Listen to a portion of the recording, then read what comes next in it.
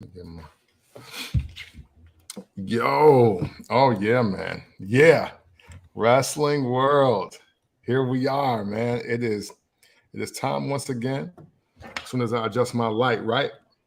It is time for us to talk about another fiery week and weekend in the world of professional wrestling, man. Mm. It is that time for us to do what we do, how we do. This might be somewhat prophetic. This will be high spirited, and it definitely will be informative. All right. So, without further ado, man, get yourselves ready for the first Black Champ podcast. I am your co host and still podcast Intercontinental Champion, Camp from the Port. I'm Baby Norm. Make sure you rate, like, subscribe, download, get the merch. Follow us on Twitter at fbc.pod, fbc_pod, all of that. Let's get to it. Yeah, we'll get right to it. Let's get right to it. You know, that little lightning intro for y'all. Yeah. You know what I'm saying? You don't need no 60 seconds. You don't need all that. Not for this pod today. We're going to get to one of the dopest wrestling weekends in quite some time because it was combat sports all weekend long. It was WWE Clash of the Castle. It was, the When Worlds Collide. It was AEW All Out. It was boxing with Luis Ortiz and Andy Ruiz. Yeah, which was I missed that fight, but it was a fiery fight with Andy Ruiz winning in a close one. Really? It was unanimous decision, but it was razor thin. Okay. A knockdown. He knocked Ortiz down a couple of times, so that knockdown was the saving grace for Buddy. Wow. It was a lot of wrestling, a lot of combat sports this weekend. But I don't think nothing was as good as the media scrum that happened in Chicago or Highland Park, Illinois, at AEW All Out at the Now Arena. It was, Chicago was at the forefront of all of these joints, because AEW All Out was the last match of the night. And it was some, I guess you could say it was some surprises, Yeah. One of the bigger ones that happened was during the casino ladder match that had Claudio Castagnoli, Yuta Wheeler Penta, Ray Phoenix, Rush, Andrade, Dante Martin, and the Joker. Some people came out there, jumped all of the participants. A black man, because he didn't have on no gloves. A black man climbed on the ladder, grabbed the poker chip, and he took off his mask, and it happened to be our homie Stokely Hathaway. And then it was all of the wrestlers that he had recruited over the week, over the last couple of weeks, which was the Gunn brothers. Your man, W. Morrissey, is in AEW, your homie, Lee Moriarty, and Lee Ethan Page. Yeah. And then the song Sympathy for the Devil started playing. And then a dude with a devil mask that they just introduced as the Joker was declared the winner. And then he didn't take off his mask. We had a trios match where I saw part of with the Elite defeating the Dark Order. And it was a dope match. I ain't gonna front. Jade Cargill came out as She-Hulk, and she defeated Athena. Nice. Samoa Joe came out later on that night, and they did something dope with Dax, Harwood's daughter. That was dope. Shout out to Samoa Joe for being healthy this stretch. I mean, we ain't seen him, so we don't know if he was trying to get it right or not. Yeah, that's true. Powerhouse Hobbs looked like he defeated Ricky Starks in a squash match, so to speak. Swerve and Our Glory defeated the Acclaimed in a decent match. You know what I'm saying? Tony Storm won the AEW Interim Women's Championship, defeating Dr. Britt Baker, DMD, Jamie Hayter, and Shahida. But skipping can't forget the match of the night, or maybe one of the matches of the night, Bryan Danielson versus Chris Jericho. They win that at tooth and nail in a dope-ass match. Skipping all of that shit, though. The AEW Championship was on the line when Jon Moxley defeated CM Punk. Well, he defeated CM Punk a couple of weeks ago. Then last week, he made a promo and said, I'm going to put this contract on the ground. We don't care who signed it. We gonna have a title match. Ace Steel went and grabbed it. Then CM Punk comes out there. He talks to CM Punk. Ace Steel does, and then CM Punk gives a passionate promo and says he's gonna fight Jon Moxley. He goes on to defeat Jon Moxley. First person over a year. Yes. However, that was the least of CM Punk's stuff that was gonna happen. Because part one of it was the Joker came out. Well, the Joker promo played, and then the Joker put on the scarf and revealed himself to be MJF. So MJF is back for right now in AEW. He played a voicemail too of Tony Khan basically begging him to come back. Hey, listen, because I stand by my statement. He left because he was like, fuck this. I'm out. Well, that wasn't it for the CM Punkster. No.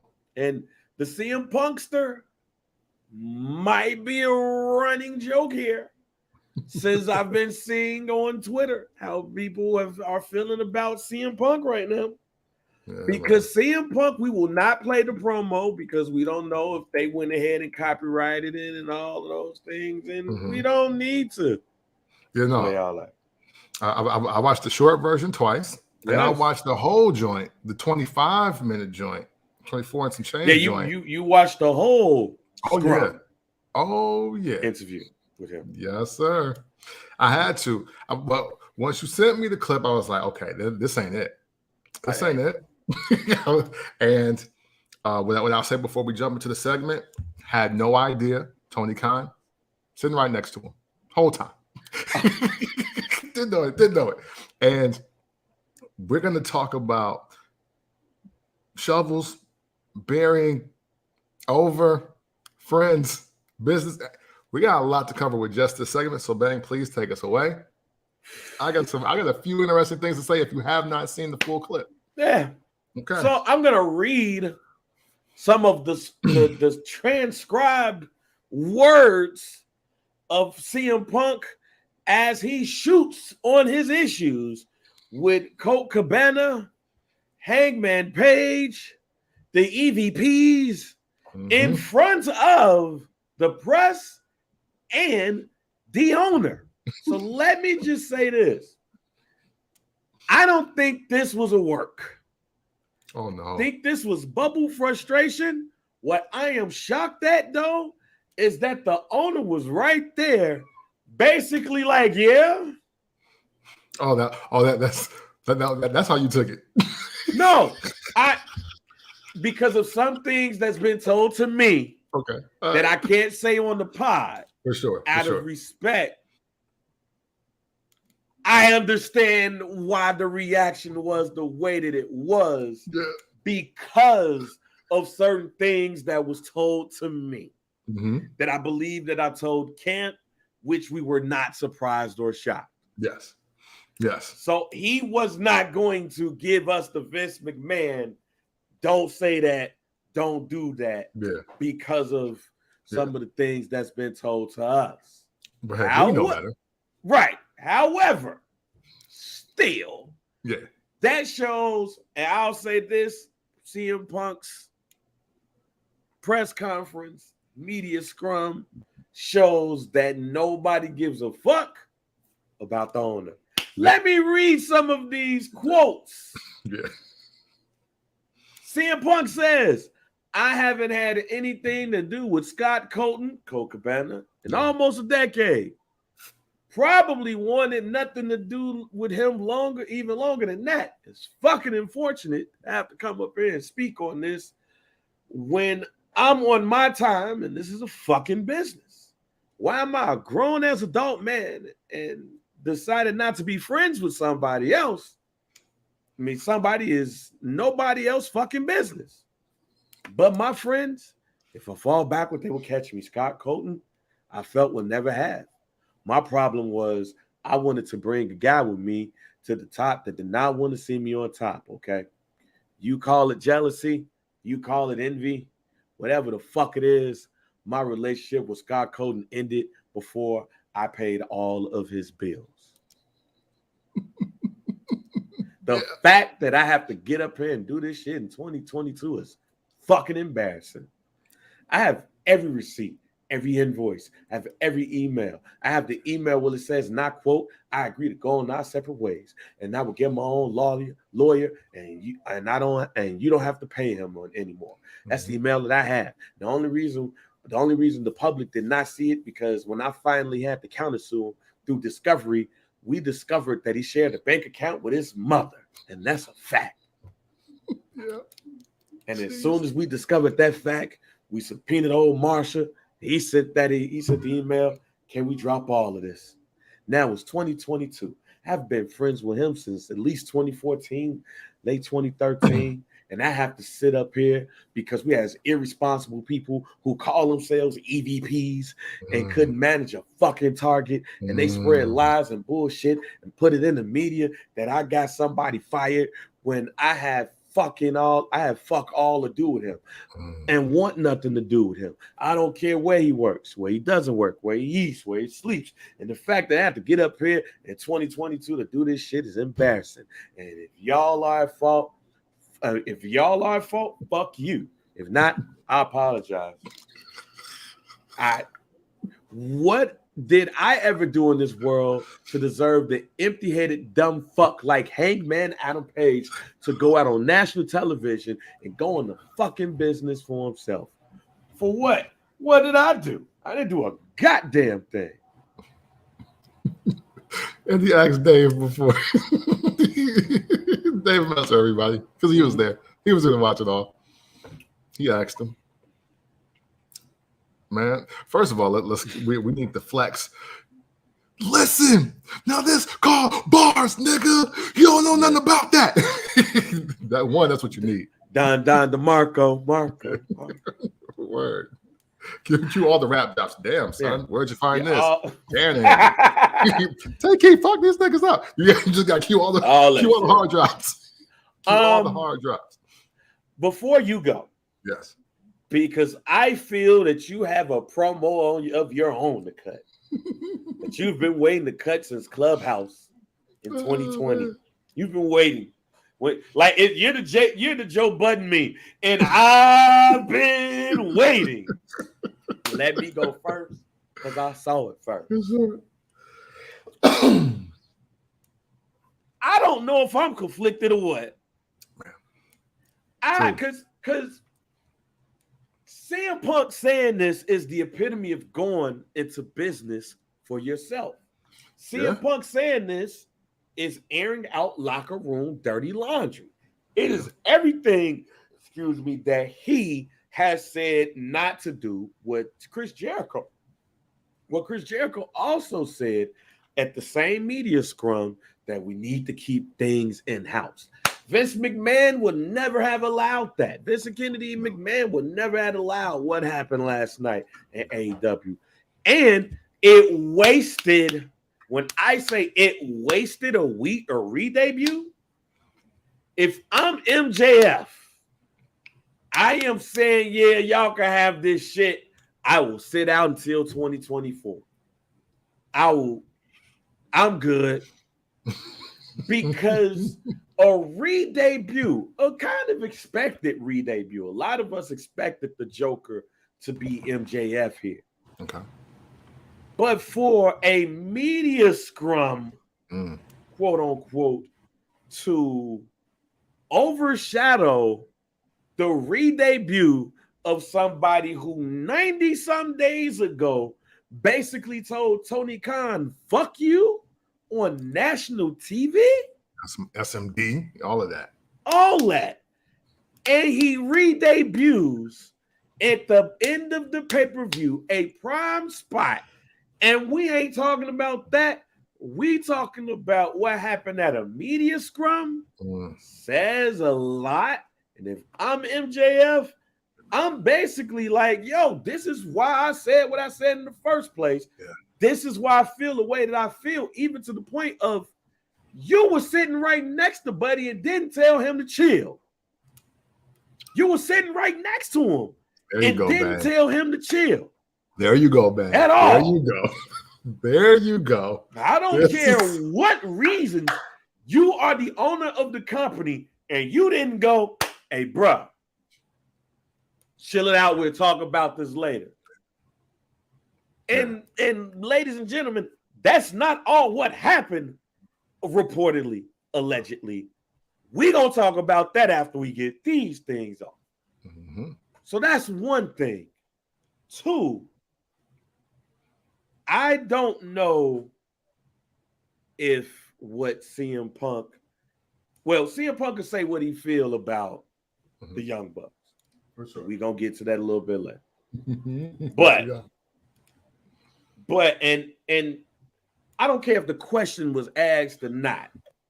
Colt Cabana ain't there. He shouldn't have been talked about, especially in the way that he was talked about. Colt Cabana owes CM Punk an ass whooping, or CM Punk feels that Colt Cabana can't whoop his ass, so he can say whatever he wants. One or the other. There you go, baby. Because there you go. I've known you for about 20 years now. Yeah, man. Yeah. I have known the bulk of the people in my inner circle for at least 20 years, with the oldest people being around me since I was 7 years old. I would never come on a press conference and say anything like that about any of the homies. Even if we fell out, because that's our business. But the minute I go on and I'm basically calling my homie broke, and I paid his way for his whole adult life, because they've been doing this shit since they've been adults, G. Yeah. And then you bring my mama into it. He must think Colt Cabana can't fight. Hey. Because if I was Scott Colton, not Colt Cabana, right? If I was Scott Colton, government, I would make it my case to see Phil Brooks and beat Phil Brooks' ass, or do whatever I can to do it, to let him know, don't put my business out on the street. Don't put my mama business out on the street. Yeah. Now, the last, before I drop it to you, is about the Young Bucks, Adam Hangman Page, and Kenny Omega. I'm sorry. How you get called the bitch, basically, in the company that you helped found is beyond me. Because to sum it all up, CM Punk did the white person way in Chicago of calling you a bitch, a hoe, and you ain't gonna do shit about it. Yeah. Because if you have some type of respect for somebody, which I would think in the wrestling ring, you should have some type of respect, because you are going into a match with somebody, that person is your dance partner in a sense. So you got to make sure you trust that person, respect that person enough not to let that person get hurt. If that was the case, and you respected the business the way that you do, you would have took the higher road. But CM Punk didn't do that. CM Punk put fuel to the fire that we thought was at least since he last went on Dynamite, said it Indian style, and called Adam Page a coward. Basically went to a media scrum next to the owner. Basically said, what he said about y'all in a way that he had to know that y'all wasn't going to do shit about it, or if y'all tried, I will beat every last one of you. I mean Kenny, I mean the Young Bucks, and I mean Hangman Page. Because I don't know if Kenny feels that way, but he said EVPs. Right. He didn't say 2. He didn't say 1. He said EVPs. That means I'm 1. That means if I caught an unintended stray because you mad at them 2, but you said it the way you said it, I still got to beat your ass. Yep. So CM Punk, literally, if this is us, and what's crazy about it, we've been in this position. Right. Yeah. So let's just say we've been in this position, and my words ain't bullshitting. That motherfucker CM Punk got his ass whooped if it was us in the vicinity of him. For sure. And it probably would have started while he was at the table saying the first words that he said. We wouldn't have to wait to go in the back. I would have been, as soon as somebody said, hey man, y'all hear CM Punk talking that shit at the scrum? What did he say? Oh, he talking shit about y'all, fam. I'll be right back. Because I already know what time it is, because I already know he don't fuck with us. Right. Hey, what'd you say, fam? What you say? What'd you say, fam? What? Okay. All right. Bet. Y'all. That's it. That is it.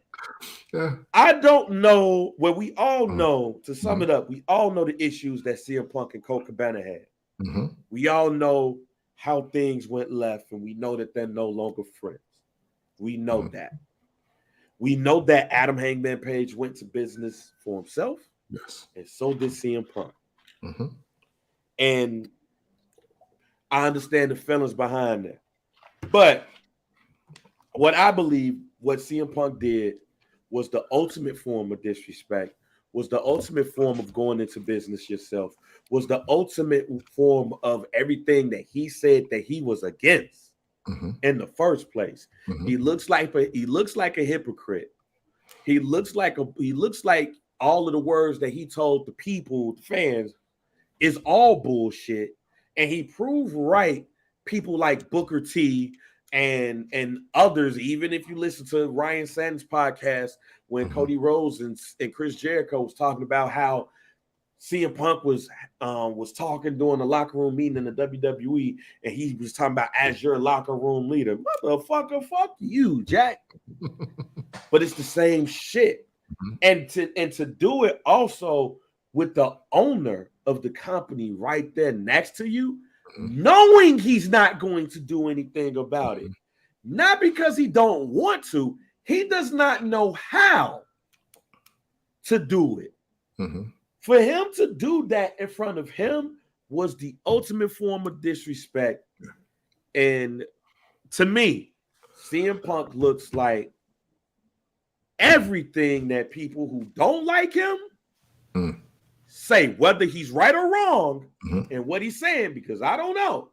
I ain't in that locker room. Right. But how he looks today is not what I think he expected when he said what he said last night, because he took all of the look of that pay-per-view, a return, some dope matches, all of that is out the way.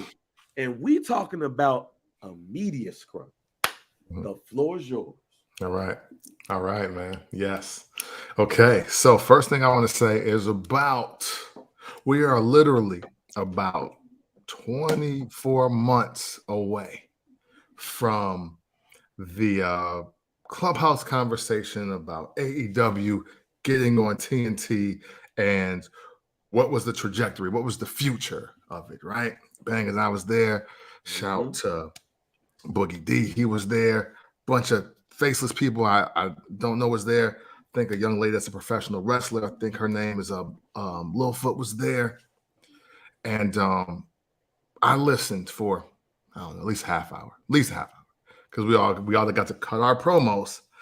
And the majority of the people were sitting there saying how within 5 years, or at the 5-year mark, AEW would clearly be ahead of WWE or in fierce competition with the WWE, because they're the fresh free thinkers. They know what wrestling is today. They know what works right now.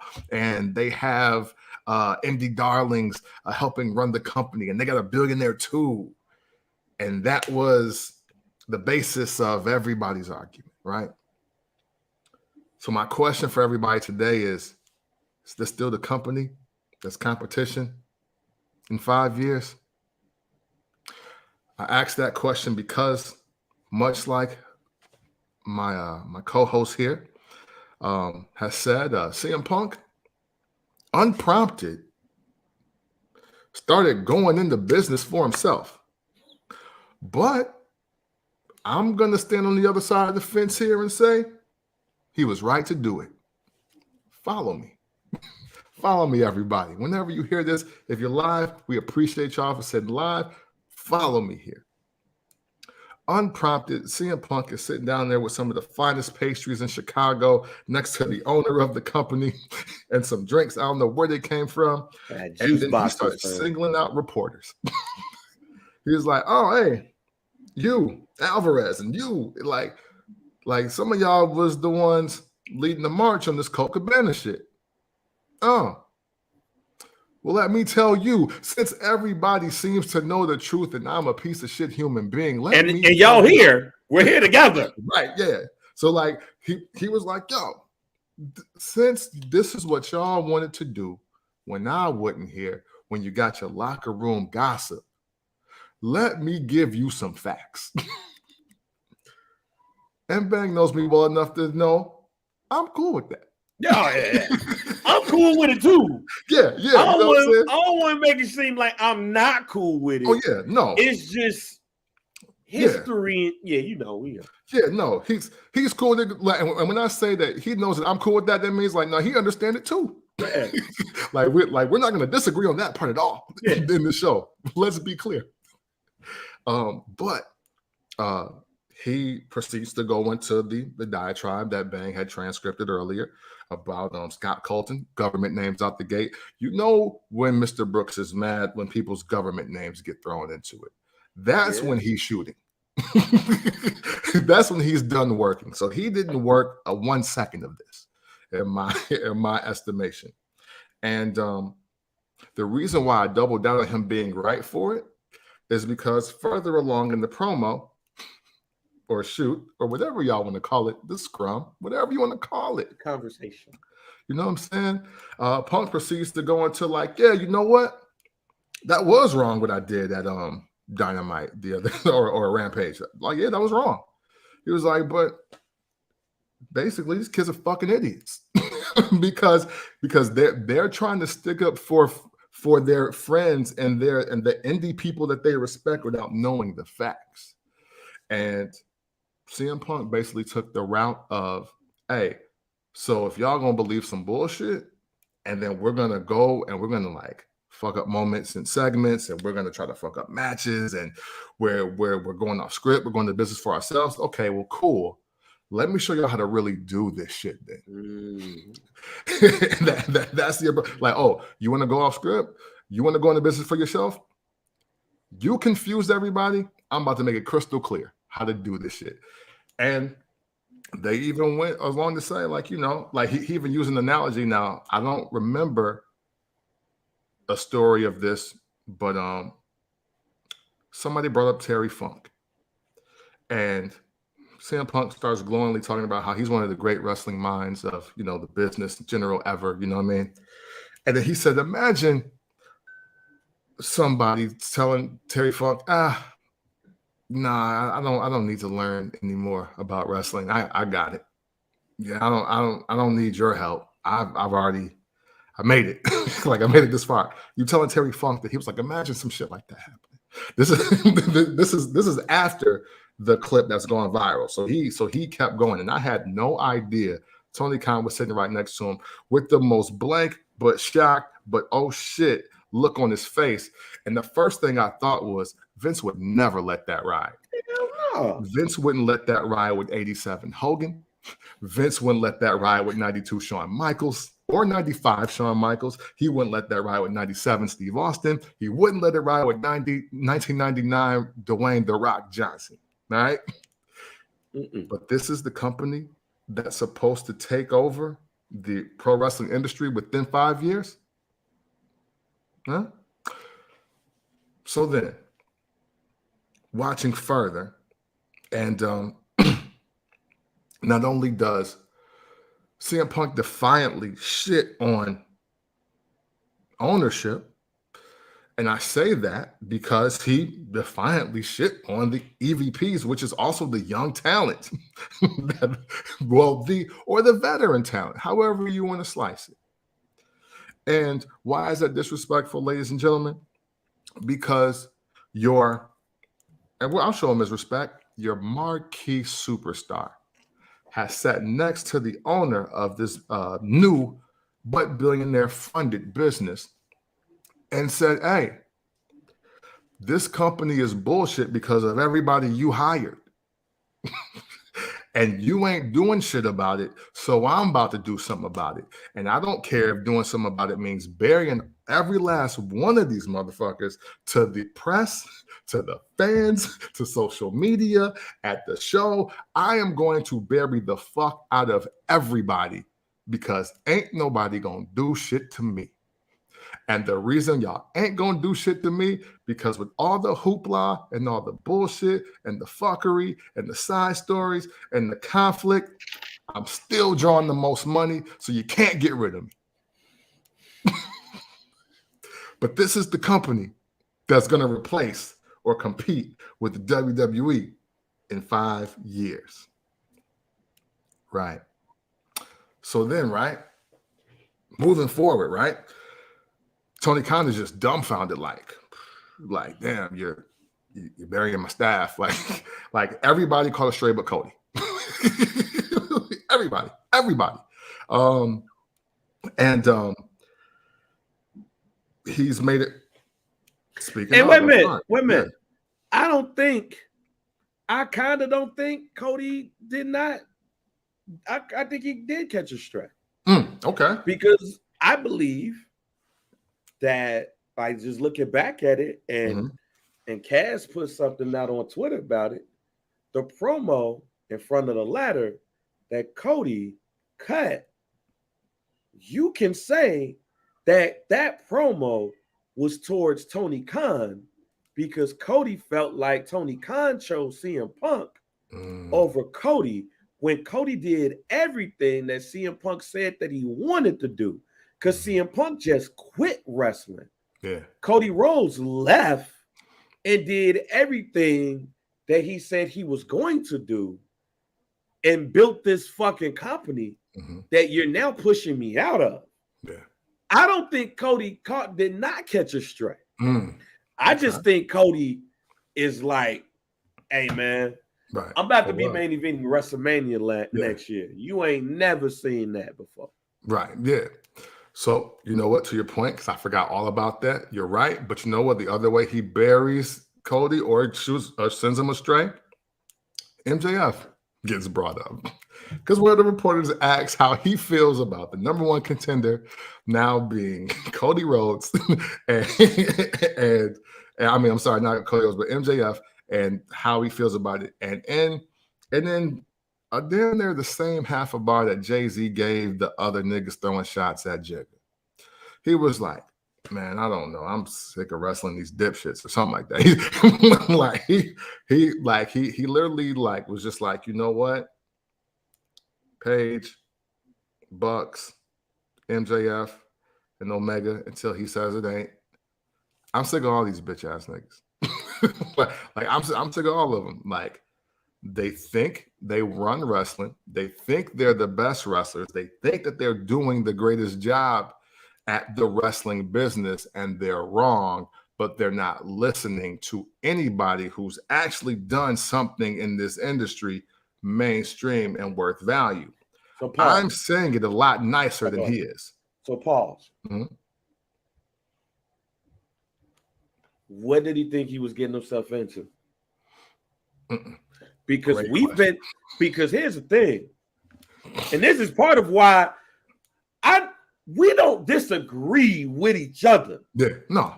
You just don't give a fuck. Hey, yeah, say that shit. You like that shit. Yeah. I like it too, but it's like, yo, they learned it from you.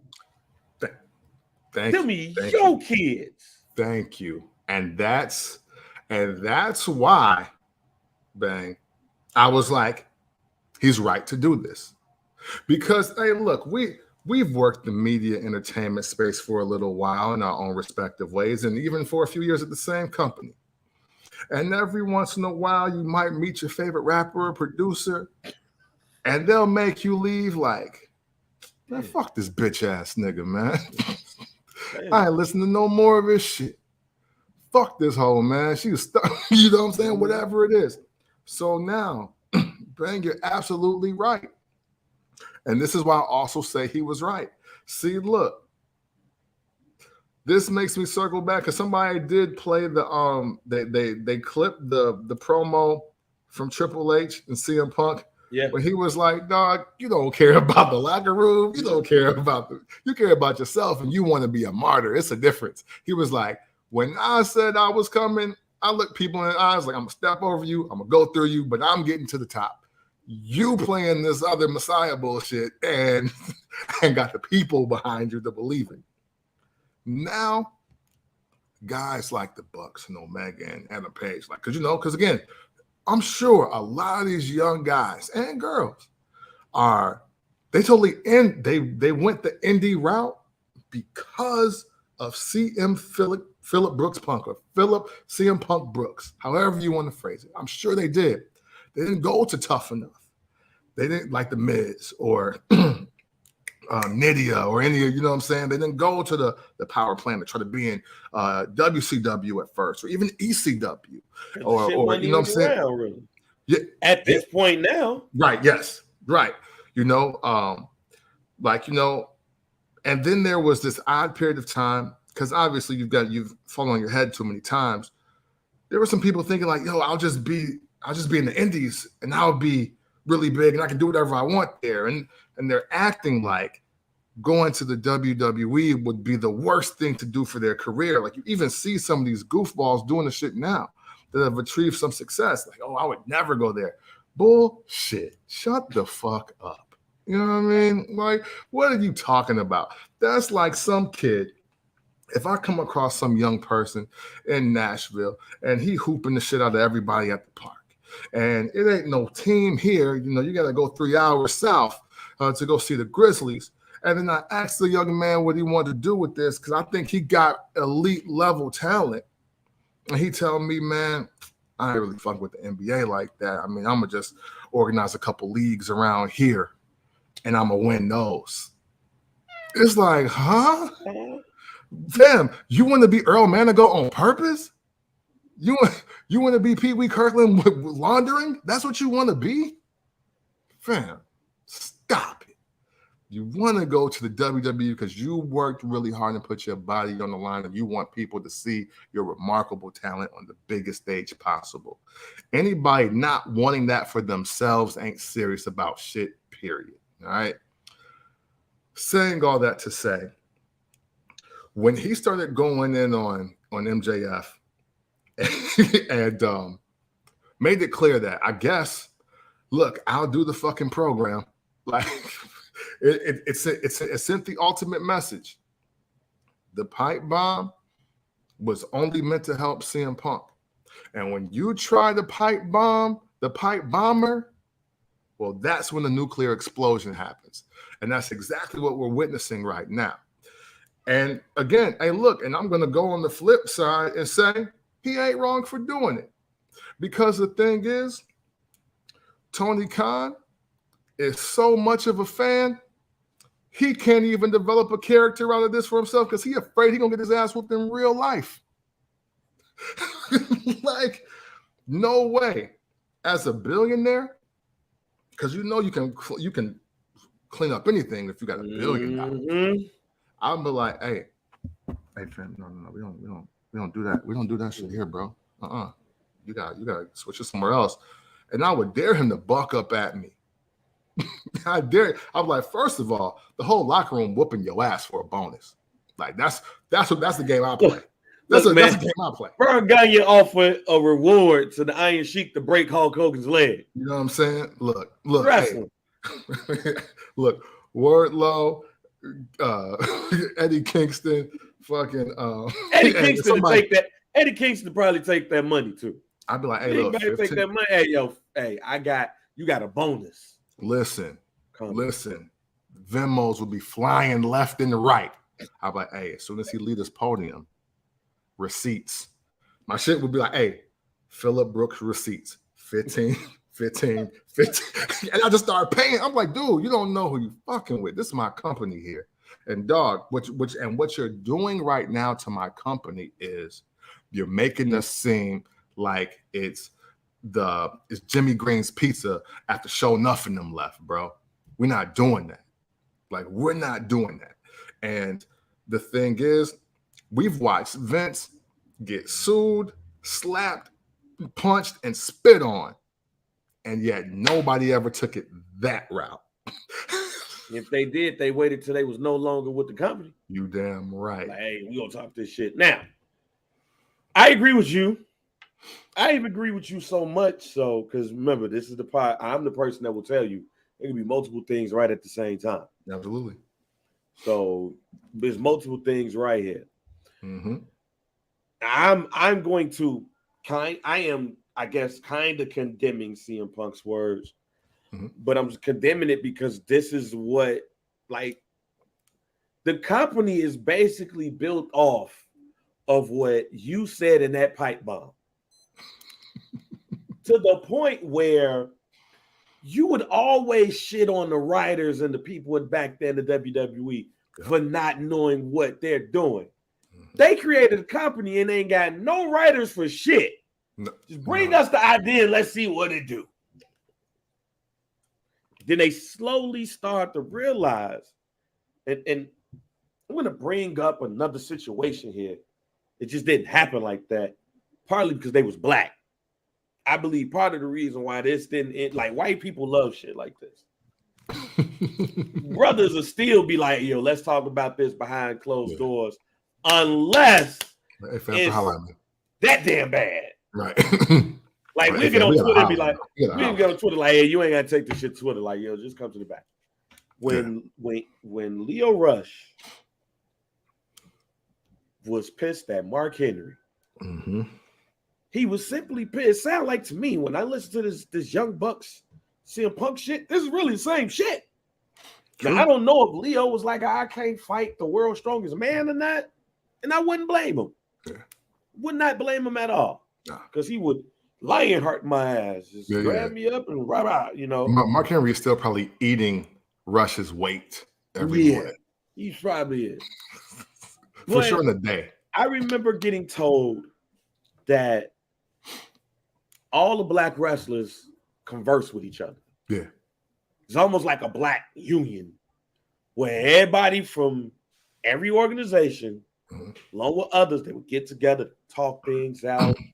They would look out for each other in a certain type of way. Because they know it ain't a lot of us in here. Right. So even if it's some issues like that, oh no, we gotta get together, y'all. Let's get the niggas. Boom, boom, boom, boom, boom. Right? But you got now the EVPs. When you are an EVP fan, that's a position that should come with some type of respect. Bruh. And CM Punk basically said in front of the president, I don't respect this shit. Y'all some dipshits. Y'all can't even manage a target. Fam, imagine, I almost said this question in a different way. So I'm glad I stopped myself. Imagine being in a place where you don't necessarily agree with your boss's bosses, because essentially that's what they would be. Yeah. These would be technically, these are like your boss's bosses, or sometimes your boss's bosses. Mm-hmm. Imagine you getting up on national TV and having a platform to speak and saying, yo, them some dipshits over there. They couldn't manage a target. Damn. Do you know how fast the email would have came down to get you fired? Yeah. You wouldn't be with the company no more. Yeah. If this was Vince McMahon and they came on TV, because Clash of the Castle, they did one. Mm-hmm.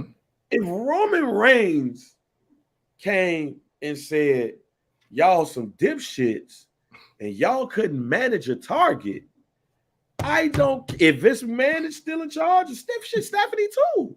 Right. The tweet would have came down so fast to say that you either suspended or this person has been future endeavored. You wouldn't even get to wish you well on your future endeavors part. Word. You just say this J.R. Bang is no longer with the company. It wouldn't even be future. You wouldn't even say future endeavors. J.R. Bang is no longer with the company. Man, we don't know what ain't no wish you well. Like, ain't none of that. Like, we don't know what he about to do, but they ain't gonna do none of that shit here. If he fall off on crack, he's so far gone from this company. If he fall off on crack, he don't even get the free rehab from us. Man. That's how. Right. Hey, and Stephanie set up a segment to slap you. Right. Like, I might not even get that segment, G. Like, literally. If I'm in the WWE, this is Clash of the Castle. I ain't know what they had me going up against Drew McIntyre anyway. Half of these wrestlers have been complaining about me being the champ for 2 years. Then you got these dipshits over here talking about some they run creative and they run the company and shit. Yeah. Bruh. Hey. Yeah, nah. You got to escort him out. Hey. Yeah, we wish him well on his future. It's not even gonna be quiet. Like, Sasha Banks and Naomi left. Right. Yeah. They left. They ain't say shit. They ain't go to the media and thing. They just left because they know, like, hey, we'll leave, but we ain't gonna get out of our body and be like, this old ass pervert Vince McMahon on bullshit. They ain't gonna go that far. Like, even they not gonna go that far. Right. But meanwhile, you go to AEW and you're saying this shit right in front of the owner. Man. Yeah, man. Which gets to my next part. So move it on a bit. Okay. Because the best is yet to come. Because apparently, reportedly, allegedly, there was an altercation last night. Oh, yeah. There was an altercation last night. According to Steve Muehlhausen, shouts out to Steve, ICB. It was an altercation that will happen between CM Punk and the Young Bucks early Monday. The Young Bucks confronted Punk about his comments at the scrum. He had to get physical, with Punk throwing punches and at least one member of the Young Bucks. A number of people intervened to separate everyone. So, not only did you say fuck the EVPs in front of the owner, you took a swing at one of them. I'm just going to say this and I'm going to move on to you. Okay. Bruh, Eddie Kingston got suspended for muffing a wrestler. Just a little. He got on my face. Right, yes, he got suspended for muffing a wrestler. You basically say fuck the higher ups and then take a swing on one of them, and you're still the champ. Yeah. Hey, yep. Hey, man, yep. I'm still the champ. Because you know why? Next time, don't come out of your face about some nigga that you don't even work for. You work for Tony Khan. You don't work for Colt Cabana. You don't work for Scott Colton, bro. I should slap the shit out you. Fuck is you doing? Like, yeah. Hey, look, yeah. Like I said, hey, look, CM Punk might be wrong, right? But he doing the shit the right way. It's like, oh, this is what y'all want to do. Y'all want to talk about my personal failed friendships with dude, and y'all gonna use that as like business ploys and business tactics, and we're gonna dress it up as pro wrestling. Nah, I'm gonna beat your ass.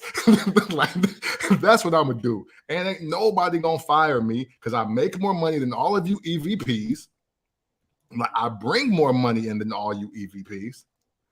and I'll beat your owner ass too. No, I ain't. I'm going home. I'll be back when I fucking feel like it. Hey, look. Hey, listen. Stop running your mouth about people that used to work for you that I don't fuck with.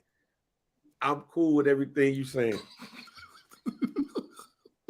And you know why I'm cool? It's gonna be a weird reason why I'm cool with everything that you're saying. It's not gonna be the normal I get you. reason. This just shows that ain't no HR department. Ain't no HR department in AEW. It can't be one. Unless it's Dustin Reynolds. It ain't him. You can just leave if you want. Like, there's no HR department in AEW. Like, it just done on the whim. Because everything CM Punk did is a fireable offense. And for somebody who's seen a worker beat up a manager in real life, I saw what happened to him. He got fired and they called the police on him. Hey. I know, I've seen this in person. Ain't no HR department in AEW. No. They need one.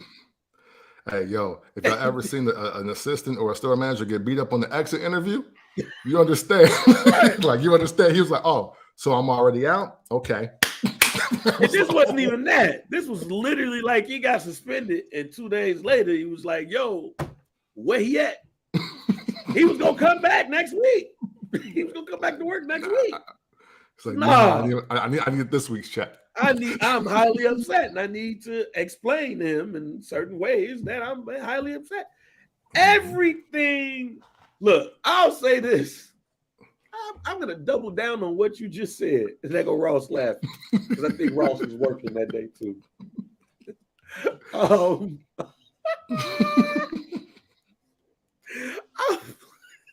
I said once we get the pod, this might be the most you hear laughing out this pod. Yeah. This is where it starts going to. The fight is when the shit starts becoming funny. Because one, like, I agree with all that shit that you just said about CM Punk.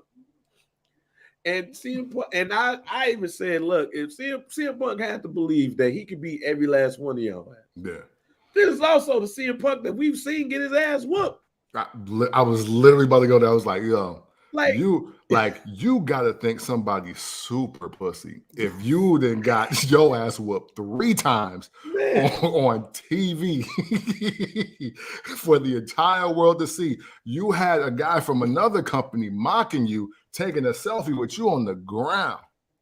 And you still like, but nah, fuck y'all bitch asses. Right. I fuck y'all up though. Hey, that's them. Y'all not whooping my ass. Right. So what about what I do to you though? What about what I do to you though?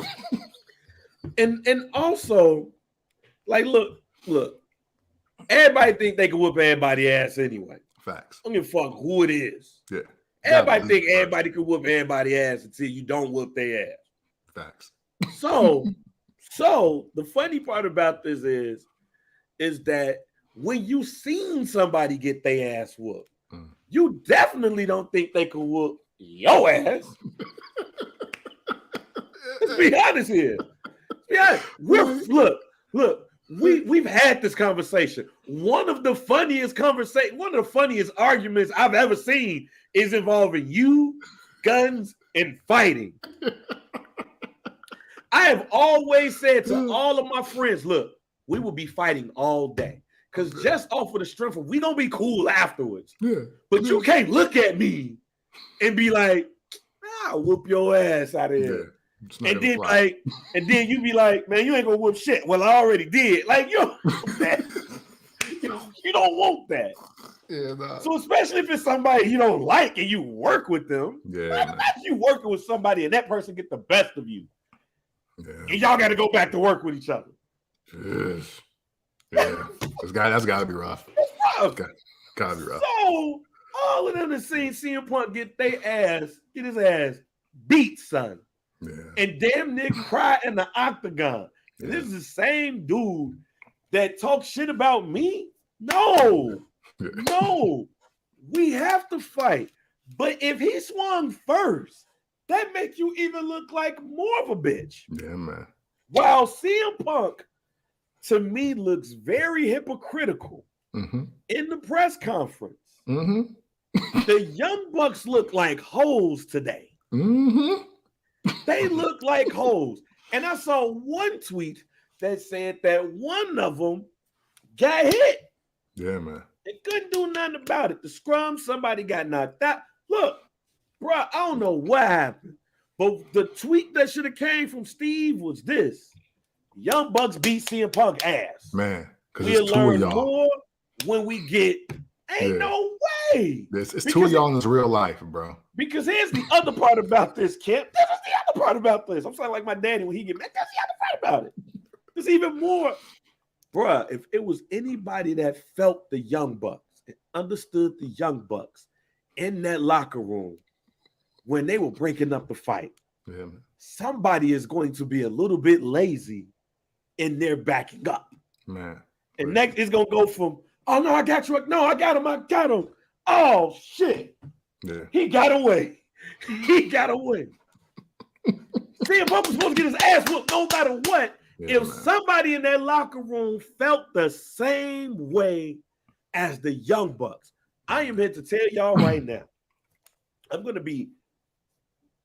I told y'all this for a while. I've been saying this since the company debuted.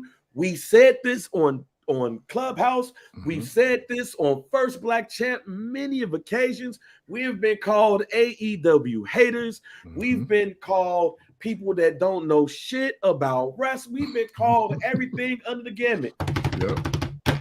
Let's have an honest conversation, Kemp, about AEW. I'm going to start off by saying this. If this is the way that the company is going, you're talking about 5 years. Them motherfuckers won't last 3. Man, listen. It's they're going to be in a very tough spot if there's no respect for any of the executive level management because the guy that draws the most money feel that he can whoop y'all ass, try to whoop y'all ass, and then shit on y'all in front of the owner. That's it. That's like, it. That's it. That's it. This is it. Which I'm basically telling y'all now, AEW, as you guys knew it, is officially dead. Oh, yeah. It died September 4th, 2022.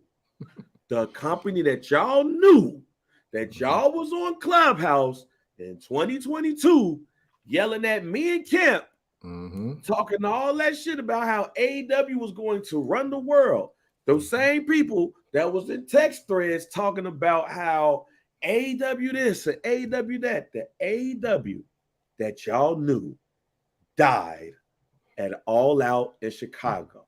It had a fitting start, the start in Chicago, so to speak, and it had a fitting end by ending in Chicago, so to speak, because, and Ross just said it in the comments, the inmates cannot run the asylum. Yeah, man. And that's what's been going on for so long.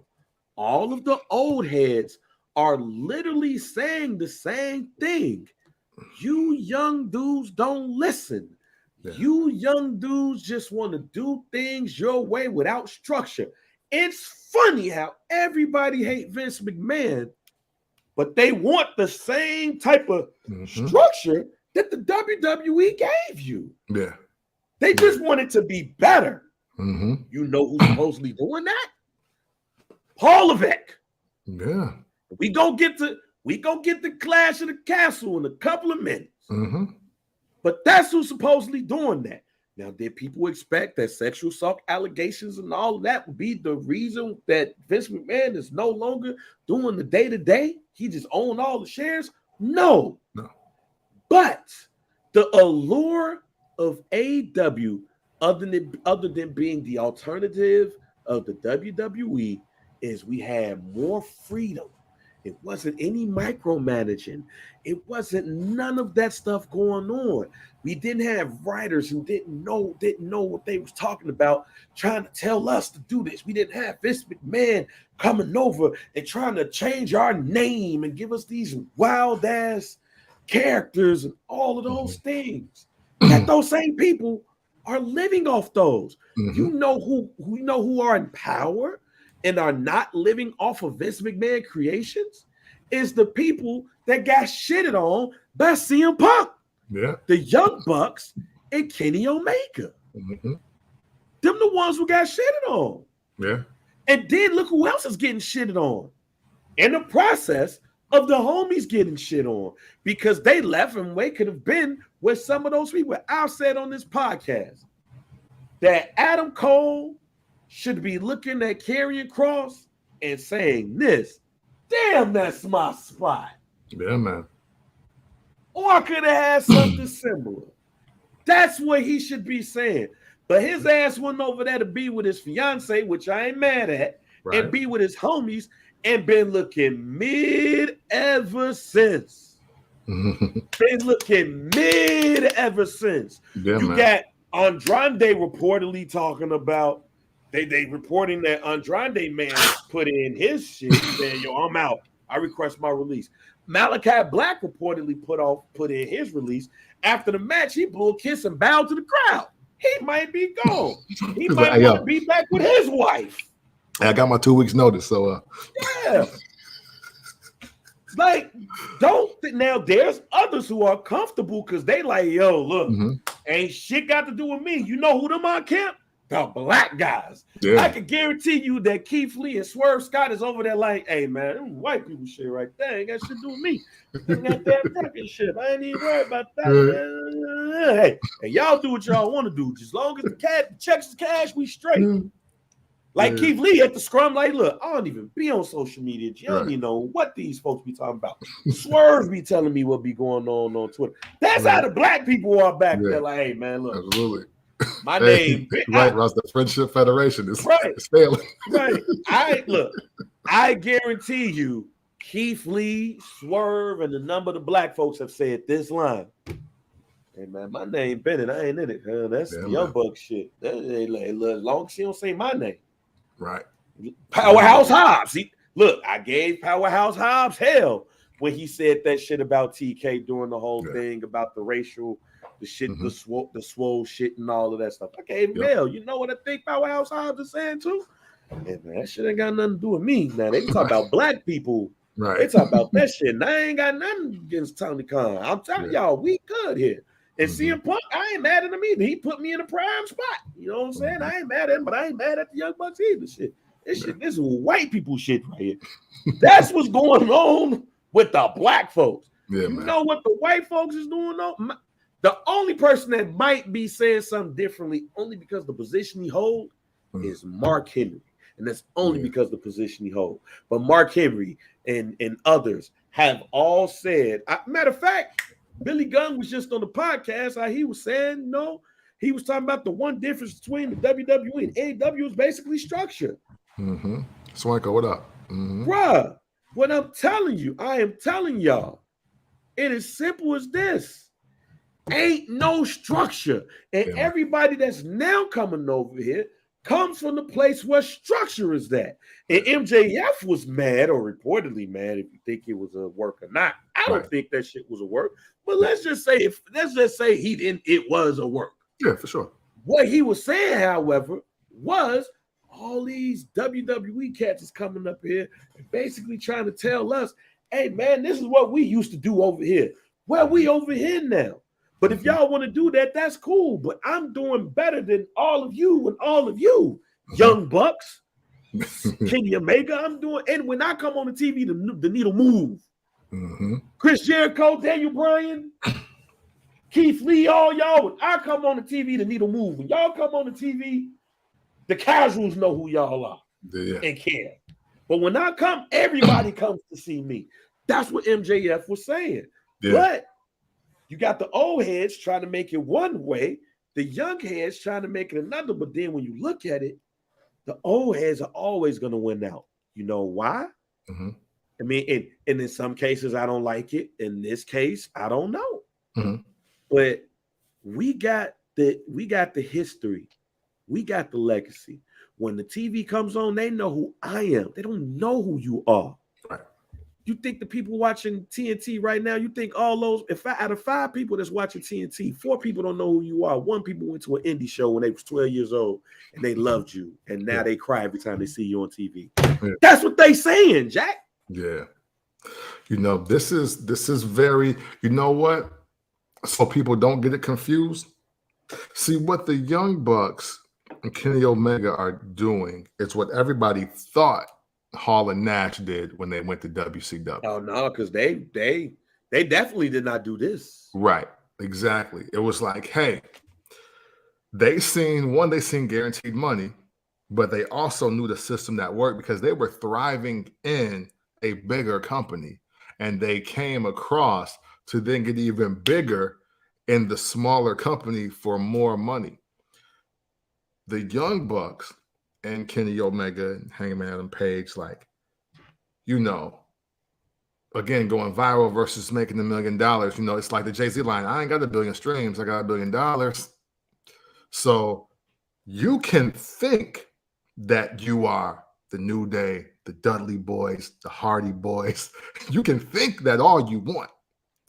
But now you've been put in a very similar position to be the Dudley Boys, Hardy Boys, the Hart Foundation, New Day, and you're unsuccessful at it. And half of it is because of the whole thing that Bang is talking about right now, structure or lack thereof. Even though I know myself, I'll speak for myself, that I'm always upset at the fact that the tag team division is not very consistent. The 60, 70 days that they want to give it a push, there's a whole lot of structure around, hey, we're going to make y'all fuck with this till March. You know what I mean? Or it's like, hey, we're going to let y'all fuck with this summer and then it's out. Versus just a bunch of, well, Jim Cornette would call it wrestling cosplay. Man. But I won't go that far because he knows way more than wrestling about than I do.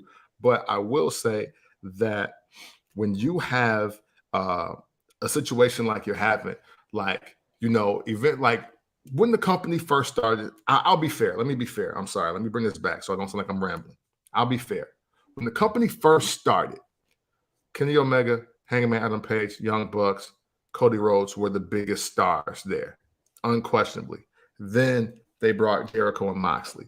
So then they get dropped down a couple notches.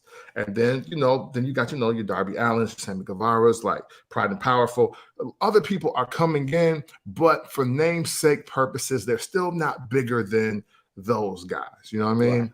Right. But Tony Khan, because he wants to make money, and he's trying to get network TV deals. He's trying to make it make sense for the network.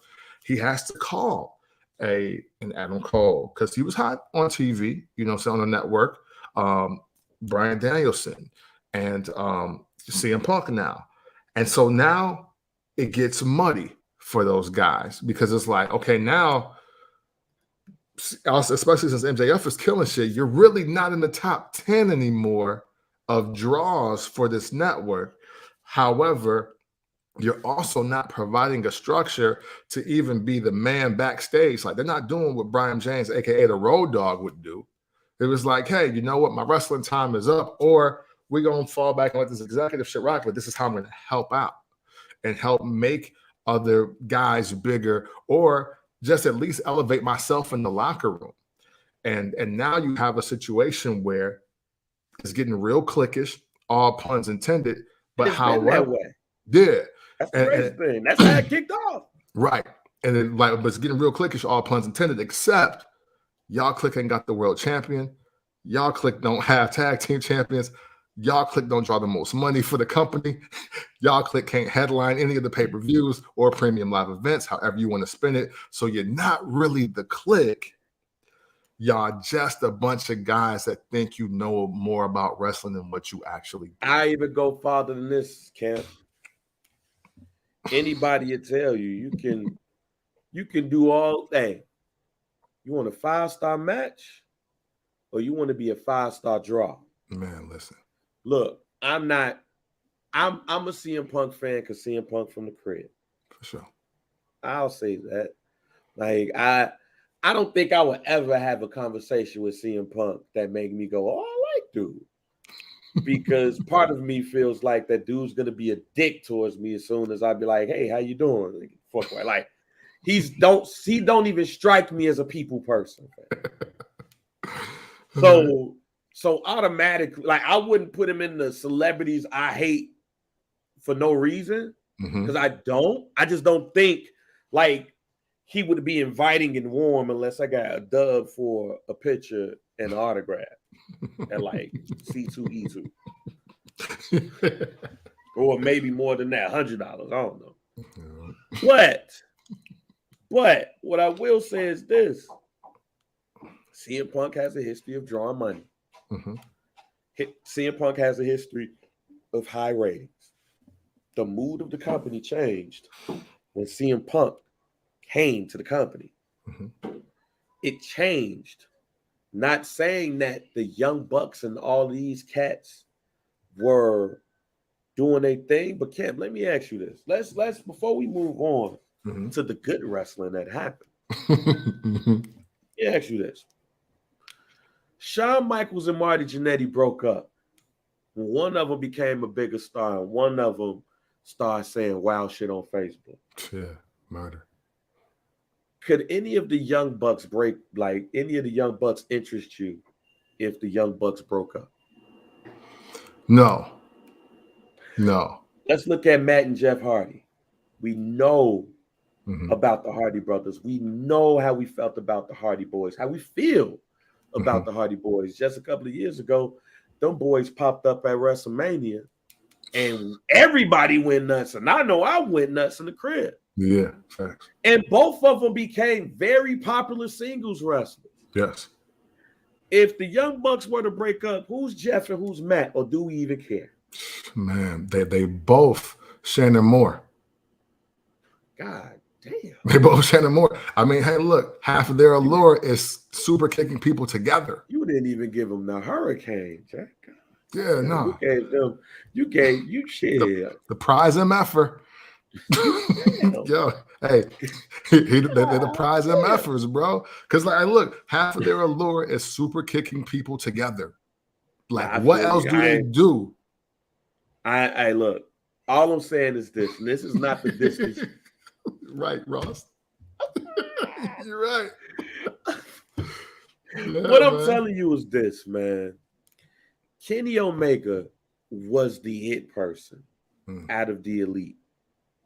Kenny Omega was the person that I was hoping debut in the Royal Rumble. And I think, if healthy, he could still be that person. Yeah. Adam Cole, baby, shouldn't have never left. And you know what? His fiance should be with him. Yeah. Because she wants to be the star. They should both be over there. But they over there because they wanted to be with the friends. They wanted to be with the homies. All of that's going on, and the people that's getting killed by CM Punk is the two people where if they were to break up, they will still be on the mid card of an AEW pay-per-view. Yeah. And that's a maybe. That's a maybe. That's a maybe. That's a maybe, man. So, again, multiple things could be right at the same time. But I'll end it with this. When I say that the AEW that you knew or you thought you knew is died on September 4th, 2022, here's why. Because all of y'all was expecting y'all indie darlings to become big megastars because now you get to see them on TV. And even though you added Chris Jericho, you added him because you just needed star power for the TV stations. But you was going to get 5-star matches all night long. Every match was going to be a 5-star match. Oh, we got Darby Allin, and Darby Allin got paired with Sting. And ooh, You get all of these new people that we just seen in the indies or ROH and GCW. Ooh. And we got MJF. Ooh. This is the place where all of the WWE superstars know you got to be a pro wrestler when you come over here. Look at your big stars, or your biggest stars, really. The ones who move the needle. Yeah, man. They're all former WWE superstars. And basically what happened last night, because he even said there's two people that made money off my name. It's Vince McMahon and that's Scott Colton. Well, one of them was your homie, so you help out the homie. But the other one is the owner of the biggest wrestling company in the world. Yeah, man. And he's going to continue to make money off of you. Because it wouldn't shock me if you went to the Peacock Network and you saw, check out the biggest matches from CM Punk while he was in the WWE, especially when you listen to Michael Cole talk about other wrestling organizations and other things that happen in wrestling organizations or wrestlers who left to go to your organizations. He called you by their WWE name. Yeah. Tony Khan is going to know that the structure that needs to be had there is going to be streamlined, because even Chris Jericho said, hey, man, y'all better get it together, because if you don't, the free reign that we got, we ain't going to have it. No. Go watch him talk in that press conference. Yeah. That right there lets me know that the AEW y'all knew is over. Yeah. It's going to be a new AEW. Going to start slowly but surely. You're going to start to see a different feel, because Discovery is going to come in. That's the new parent company of Warner and TNT and TBS. They see this, and I know they saying this. Oh, man, we don't really give a fuck about wrestling in the goddamn first place. Their contract coming up soon. Yeah, man. Hey, y'all going to have to make some changes to this goddamn product. I know y'all don't want to be like WWE, but be like WWE. Word. Facts. And speaking of WWE, they had a great weekend this weekend. They didn't have those issues or anything like that. Facts. Clash of the Champions, Clash of the Castle, and Cardiff Wells. I mean, basically, but in a good way. Yeah, Clash of the Castle and Cardiff Wells happened. Camp, let me just start off by saying this, because I just need to go ahead and get my hot take out the way. I don't give a damn what nobody say when I say what I'm about to say. I know Sheamus and Gunther or Gutwalt now have a top 5 match in WWE history. Oh, wow. Wow. I am going that far, Cam. Wow. Okay. I am going that far. They will, and from years to come, when we look at the tape and they be like, yo, these are classic matches, I guarantee you top 5, top 10. I am going to give Sheamus his flowers even more, because it was almost like I listened back, like trying to cut up some shit. And I was like, damn, it was a backhanded compliment. I'm not going to be backhanded here. It was Sheamus's greatest wrestling match in his WWE career. I don't know what happened in England, and I don't know what happened at FCW, but I know what happened on the 3rd. Right. And that shit right there was magic. I have not watched a wrestling match that had me on the edge of my seat the way that match did in years. And the even better part about it, here's why I give it a top 5. Okay. And here's the very important part. A lot of those matches that we saw, that we give the top 5 to, it'd be technical matches. Okay. It would be some finesse, a finagle, like an angle that happened with it. Yeah. There was no angle here. Yeah, that's true. That's true. And it wasn't a technical masterpiece. It was two dudes beating the shit out of each other for 15, 20 minutes. Right. And they still told you a story. Yeah. And I mean, from beginning to end because I started watching the match in the office, went downstairs to watch the car with the iPad, and finished by watching it in the office. So even starting off the match when Ludwig was like, "Hey yo, Vici back." Yeah. I was like, "Oh shit, Imperium back is lit." That was big. So we already knew they about to get the 4 dudes that's on the corner out. Yeah. And that's what happened. Let's fight. Let's go. And from beginning to end, these dudes beat the entire shit out of each other. Yeah. And the way that it ended, like, yo, I ain't get that power bomb off like that, but I see who you are. I'm gonna need more than this power bomb. That clothesline to end it. Yeah. And then to see the homies grab Gunther and drag him to the back. Yeah. They drug him to the back. Like, yo, we just went through a knockdown, drag out fight. Yeah. And then to see Sheamus get the love that he got from the crowd. Yeah. For me, I'm not saying that they should put it in a top 5. I'm not saying that, like, I'm saying for me, and I've watched a lot of WWE matches. They didn't need to cut themselves to bleed. Yeah. None of that. They really just got hit until like blood vessels started bursting. On chest. That was wild. Gee, it gets no better than what I saw between those two dudes. It was the top. It is a top 5 match for me. Okay. It beats all them DIY versus each other matches that happened in NXT. This is the best main roster wrestling match that I've seen in years. And going all the way back from when I started watching wrestling in 1986 and started watching WWE in 1987. That is a top 5 match for me. Wow. You know, I will say that Sheamus, over the last, 7 years, you could say Sheamus knows how to put on for his country and his countrymen, man.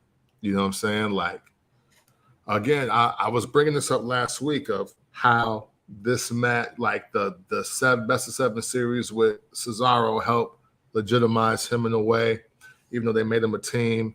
Obviously, him and Drew McIntyre, a lot of legitimizing them, even preparing him for the match with Roman Reigns. And even though, obviously, NXT UK, Walter was doing his thing against like Dragunov and like everybody else, it was just the facts that those two, Sheamus and Gunther, coming together and creating that kind of match, it just goes to show like, man, Sheamus really is an unsung hero of UK wrestling. Man. And that's probably crazy coming from me if you listen to all the propaganda that Bang spews about me and UK wrestlers. But I'm just being fair here. I really thought that he was going to win the Intercontinental Championship in that match because, you know, he deserves to be, you know, a Triple Crown and a Grand Slam winner, whatever the verbiage is for him when he wins the belt. But I think it's very underrated, especially with Sheamus coming in as an elder statesman to the world of professional wrestling. Like he started like much like Batista, like in his 30s. So for him to even be in this spot right now, and there's still young talent and talent the same age as him that he can still take to another level and push to a different gear, all for really the sake of building their legacy. Like just when Bang was reading off the top 10 UK wrestlers of all time, yeah, you can't do a list like that without Sheamus, in my view. I think he more than proved that at Clash of the Castle. And I mean, obviously there's something next for him. Even if it's 2 more of those and they hot potato the belt, or maybe he wins the best of 3, I don't know. But Sheamus really does deserve something for the year he's had. But you couldn't do a best of 7 for that match. Them dudes will die. Oh yeah, no, that's why I said 3. You couldn't even do after that, man. You couldn't even do a best of 3. Look, man, and even man. But you know what? Even getting into let's first talk Gunther. Okay. I'll go first.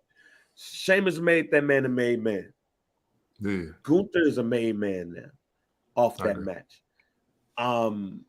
I even said like if this match were to work, like Gunther's going to have to be made. Like when this match is over with, you got to know who Buddy is. Yeah. And I think that Sheamus did what he needed to do to help put that man over.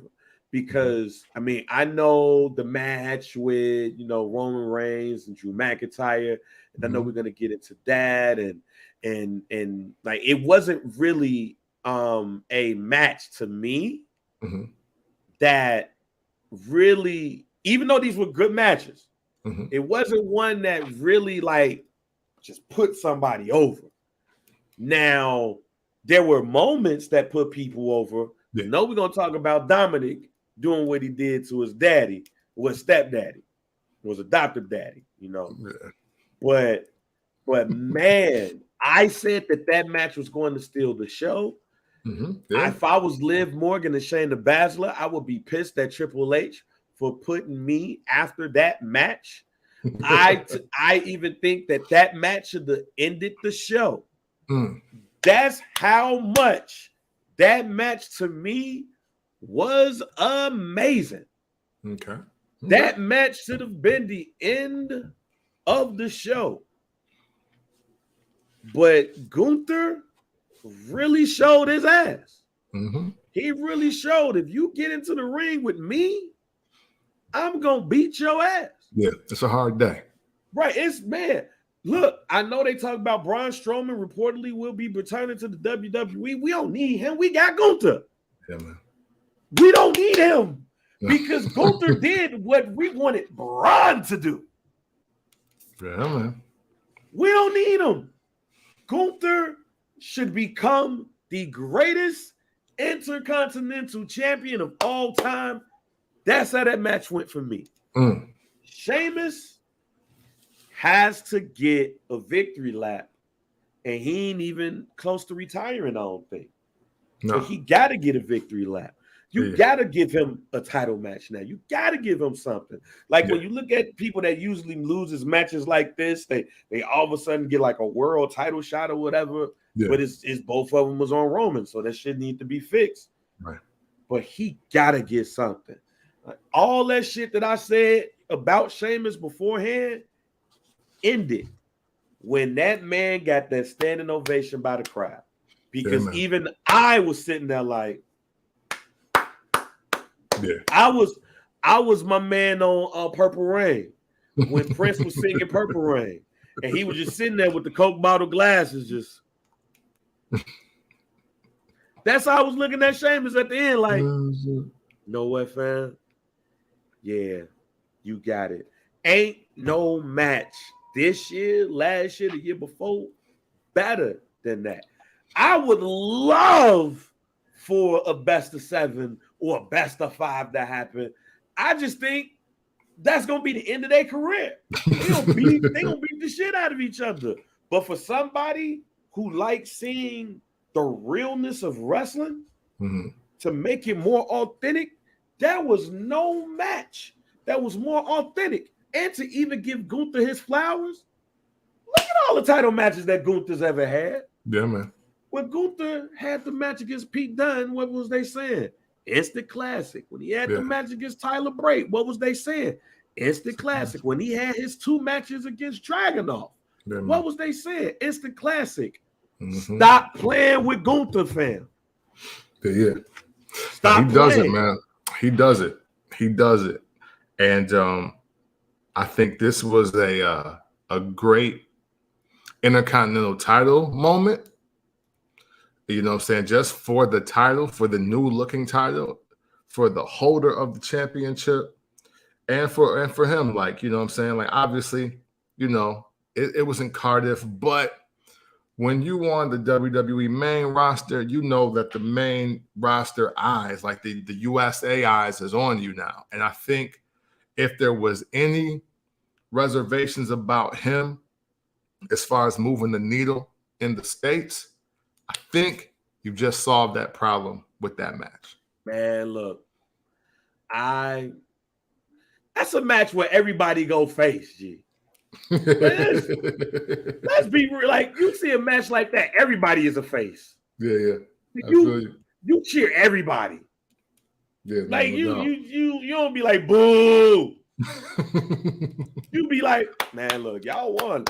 Yeah, y'all got that shit. Like, G, like, man, that's a match that I think every wrestler wants to have, especially big horses, Jack. Like, you don't want like that. I know Bret Hart was looking at that match like, God damn, yeah. Bulldog could never hit me that hard. Man, I'm not going. Man, I ain't going. I ain't going, fam. Like, look, and believe you me, I thought about this hot take, and I know some people gonna listen to the hot take. You included. Like, I don't know if it's the best, but the motherfucker's going at it. Gee, I ain't never had a match like that hold me the way that match held me. Because again, it was about aggression and physicality. It wasn't about a storyline.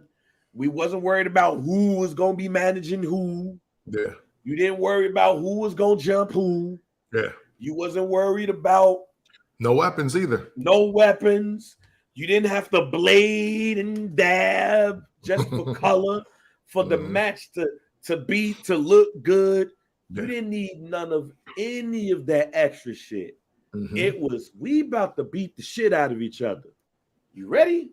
Right. Let's go.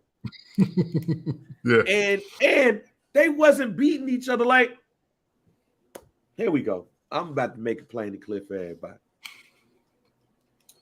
That's the match we wanted John Moxley to have.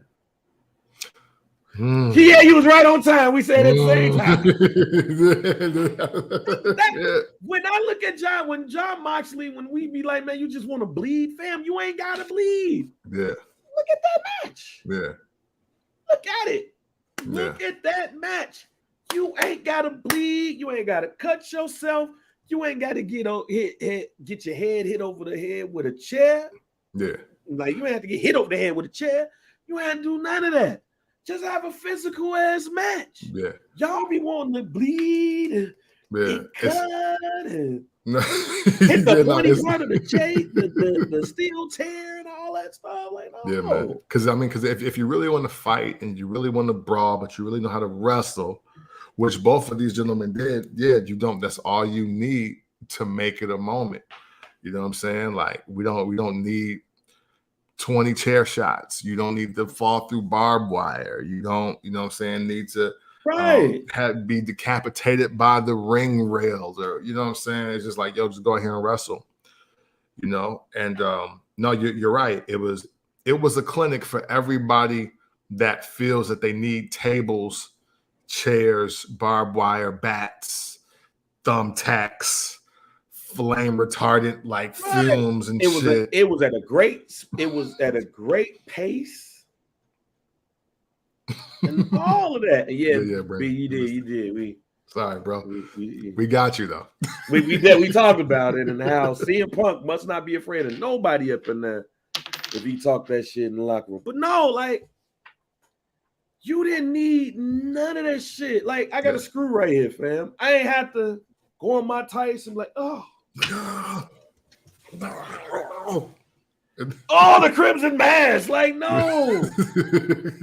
I didn't have to do none of that. Yeah. Bruh. Yeah. John Moxley, watch that match. I know John Moxley looked at that Gunther and Sheamus match like, somebody should have got sliced. Would have made it even better. No. No, man. No. Leave your box cutter at home, bro. Right. You don't need the box cutter. You ain't got to put the blade in front of your face like this. No, that's the match you want to have. That's the match that we said that you could have had.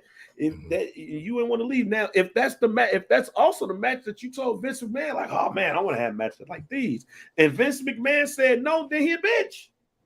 Facts. But that's yes, but gee, that John, I even say this: John, come back, beat Dean Ambrose one time, and just go face Gunther. I swear to you, I'll be in there like this. Because I know John like to be physical. Yeah. But John don't need to bleed. Sheamus and Gunther gave you that match. Yeah, man.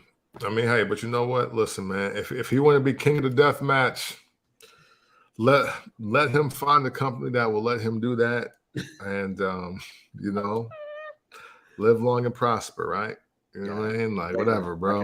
I got to bend one hand. I got to bend a little bit just to get it in that thing. Damn. It almost look like I'm game banging and stuff. I got to make one go forward to the other one go back. So it look like Vader would whoop my ass if he saw that shit. Like, man, shit. Like, but yeah, that to me was highlight number one of a great day. A great day party of wrestling, great brunch wrestling, if you will. The other moment is Dominic's going to have to pray to the Lord because they say don't put your hands on your parents. And he did. Yeah. Dominic Mysterio turned on his daddy and Edge. He kicked Edge in the nuts. He threw off his Balenciagas. That's the other part, too. He threw off the Balenciagas. Them expensive. Yeah, man. He kicked the Edge in the nuts. He looked at his daddy like, you know, damn, my bad. And then he clotheslined his daddy, leading to a heel turn of sorts for Dominic. Now, what's unclear, because he didn't leave with them, is if Dominic is going to be a member of Judgment Day. Listen. That's how bad Rhea Ripley is. All right? Fuck my dad. Fuck his friends. Something about her grabbing that Kindle stick from me. Let me know. I need some of that. Yeah. Hey, listen. She put my head in that leg lock. Man, listen. If the angle here is Rhea Ripley has mind control over Dominic, I'm here for it. Give him a leash and everything. You know what I'm saying? Like really slur him out. Like, let's do it. Are we trying to BDSM this, huh? You know what I'm saying? Because look, hey, she been beating his ass and been punking him out. She's specifically been beating Dominic ass for a month. He liked that shit. I'm here for it. All right? Judgment Day. Hey, listen. Hey, Rhea Ripley's a star. She is what makes this faction go. And now she got a sub boy toy that just happens to be one of the greatest wrestlers of all time, son. And I'm here for it. Hey, man. I, for one, you ain't wrong. Man. I want to see. I don't want to see Dominic as a singles. No, I definitely don't want to see that. Yeah, no. But and I watched the Eddie Guerrero, the Rey Mysterio documentary. Okay. On A&E. I had watched that the other day. And I was shocked that they brought up Eddie Guerrero Art Bar. So I was right. Where at WrestleMania, the gear that was worn by by Rey Mysterio and Dominic Mysterio was the inspiration was La Pareja de Terra, the pair of Terra, Eddie Guerrero Art Bar. And then they showed Ray before they went out say, Eddie, Art, this is for you. So it was definitely to pay homage to the Love Machine and Eddie Guerrero. I'ma stand on it. Logan Paul, Dominic Mysterio, the new Parada de Terra. That's the group.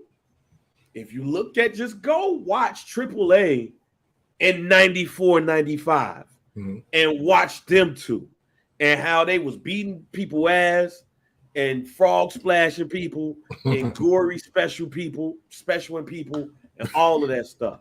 Okay. If you really want to get the tag team division going, those two will be your tag team. Let's see this. Let's see what this Logan Paul thing is about. I fuck with your idea though, with Judgment Day for now. Oh yeah, for now. The only thing that makes I don't want it to be a BDSM version of Chyna and Eddie Guerrero with Chyna Lee. Because and that's the only thing that's fearful to me is because somebody in the back could be like, yeah, this is the BDSM version of Chyna and Eddie Guerrero. And then they'll say all the things that you just said, but make it corny. Yeah, I get you. But look, they need somebody just coming in and be like, hey man, listen, pussy so good, got you fighting your pops. And that's it. That's all they need. Pussy so good, it's got you fighting your pops. Yeah, like I get it. I get it. Oh, okay. Run that shit. Let's go. Yeah, I don't want to hear Latino. I don't want to hear that time. No, like if they do it, I need BDSM type of music. I need some rock. I need shit like that. I don't need no goofy Dominic with a flower. I don't need that. Like when Raw come on, and if Ray come out there and try to, talk with his son, he grab a chair and just start beating his daddy up with the chair down. It's just beating his dad ass with the chair. And then Rhea Ripley hop in there and start just biting him on the neck or some shit. And he yeah. And I was like, oh yeah, here's what we need. This is what we need right here. You gotta have on, you gotta put on the mask and that thing, huh? You gotta have on the what's that? The black and white joint. He need like the black and like the demolition joint. They bring back the demolition. Yeah, you got it with the holes in the mouth and the eyes and the not even in the mouth, it's just the eyes and the nose. Or Pulp Fiction. Except he's straight, dude. Except he's straight. You know what I'm saying? You got to be walking around there. You know what I'm saying? Rhea come out there, get her work, snatch him up real quick. You're doing good. You know what I'm saying? Biting them and licking them. So that means they got to break up with the other two members of Judgment Day if that happens. You know what I'm saying? Motherfuckers start going crazy. Yeah, they can't you can't have Finn and Damian in that group. If that's that, they gotta move away from them. You might be right. Hey man, that Aussie Nani might, you know what I mean? It might, because you can't have. She don't need them anyway. That's what I'm saying. You can't have the Dom. To your point, you can't have the. It's right in itself. First Black Champ podcast is right in itself. It's right in itself. They go there, she's like, Dom, you need to take care of your father. You know what I'm saying? And she grabbed him by the face and bite his bottom lip. And he go on a fucking rampage and start beating everybody in the back locker room. That would be so hard. That would save his career. All right. So his name basically just put everything together. That's Dom. Don't even call him Dominic no more. Dom. Mm-hmm. Dom, but he's not the dominant one though. Dom is the sub here, ladies and gentlemen. Yeah, believe it. If you know anything about BDSM, you have Doms and you have. Mm-hmm. Hey man, first Black Chat, make sure you rate, like, subscribe down low wherever you get your favorite podcast. Also up in there, we had Madcap Moss, who was over his shit in England. Really? Yeah, he was on the pre-show and Madcap came by. They loved Madcap Moss. Wow, okay. I don't know if it's because he be going over there with Tennille Dashwood, Paige. I don't know if not Paige. What's her name? What was her name? Oh, Emma. Emma, yeah. I don't know if because he be going to England with Emma. But he was over with the Street Profits. They defeated Theory and the Alpha Academy. Of course, we already talked about Gunther and Sheamus. Bayley, Dakota Kai, and Io Sky defeated Bianca Belair, Alexa Bliss, and Asuka. Bianca Belair suffered her first pin loss all year long. So that's good. Yeah, so we already know what that's leading to. Bayley versus Bianca at Extreme Rules. Yeah, for sure. So we'll see how they go. Liv Morgan defeated Shayna Baszler. I will say, Liv Morgan looked the best that she has looked. Yeah. Like when she put Shayna Baszler in the armbar, I was like, whoa, where this come from? No, it's a new part of the repertoire. Normally you would be getting put in the armbar. And she put that mark all the way back. I was like, whoa. Okay, so we got that. Rey Mysterio and Edge did defeat Judgment Day, but Dom was like, "Fuck up out here with this shit." Right. And the end. Oh, Riddle and Seth freaking Rollins. Seth got that pinfall. Man. Yeah. About time, man. Salute to Seth freaking Rollins, man. Let's go. Doing an amazing job this year. And then we had the main event of the evening, Roman Reigns without nobody, or at least so we thought, versus Drew McIntyre. And another knockdown drag-out fight. Not quite Gunther and Sheamus. No. But it was a dope match nonetheless. And then the end was quite shocking. But it's something I've been saying. Shit, since I saw they had a brother. And he wasn't even signed yet. Right. I said, Seth needs to be over here. He needs to be over there. Yeah. And now we have a new member of the bloodline. Yeah, man. Solo Sikoa pulled Drew McIntyre out of the ring, beat him up a little bit, and throw it on the joint. And then he got speared. 1, 2, 3. Roman Reigns walk out with Lil Cuz. So now the photo is complete. You know, you had all of them in white shirts back in the day, looking like the Samoan version of the Backstreet Boys. You had Roman at the bottom. You had Jay, Jimmy, and Solo in all white with the white background, looking like they're about to sing I Want You Back. You know what I'm saying? Now the bloodline is complete. When you saw that, what was your thoughts? I don't want to say finally, but I was just like, oh yeah, Pedro, yeah, Pedro, we coming for you, nigga. I'm telling you, it's happening. But no, you know what? I like this because just when you thought, or maybe if you felt like the bloodline was getting stagnant, if you felt like we've seen this too many times. If you thought, oh, what else can they do? Here comes another family member, man, making it worthwhile. I am still in the mindset of Tamina, and Naomi being a part of this as well. I don't know what the holdup is on that, but we know what the holdup on Naomi shit is. Well, yeah, I'm sorry. Yes, we do know. We do know the hold on Naomi. Tamina is another story.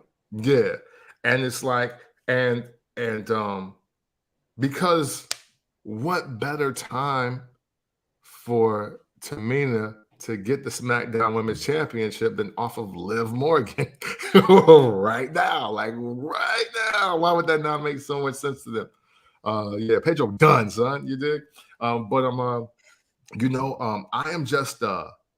I'm just looking forward to seeing how this now fourth active member goes, because for me, what I see happening, Solo's first run is against Sami Zayn, and he can't lose with that.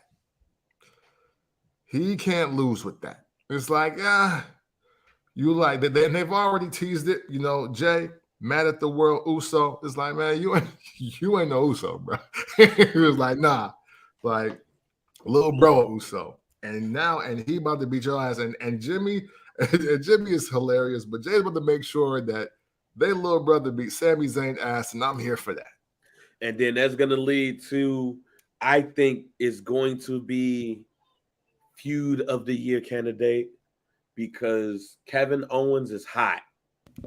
Yeah. Kevin Owens has been on fire since he locked up with Stone Cold Steve Austin at the end of the night, won that WrestleMania, Jack. Yeah, man.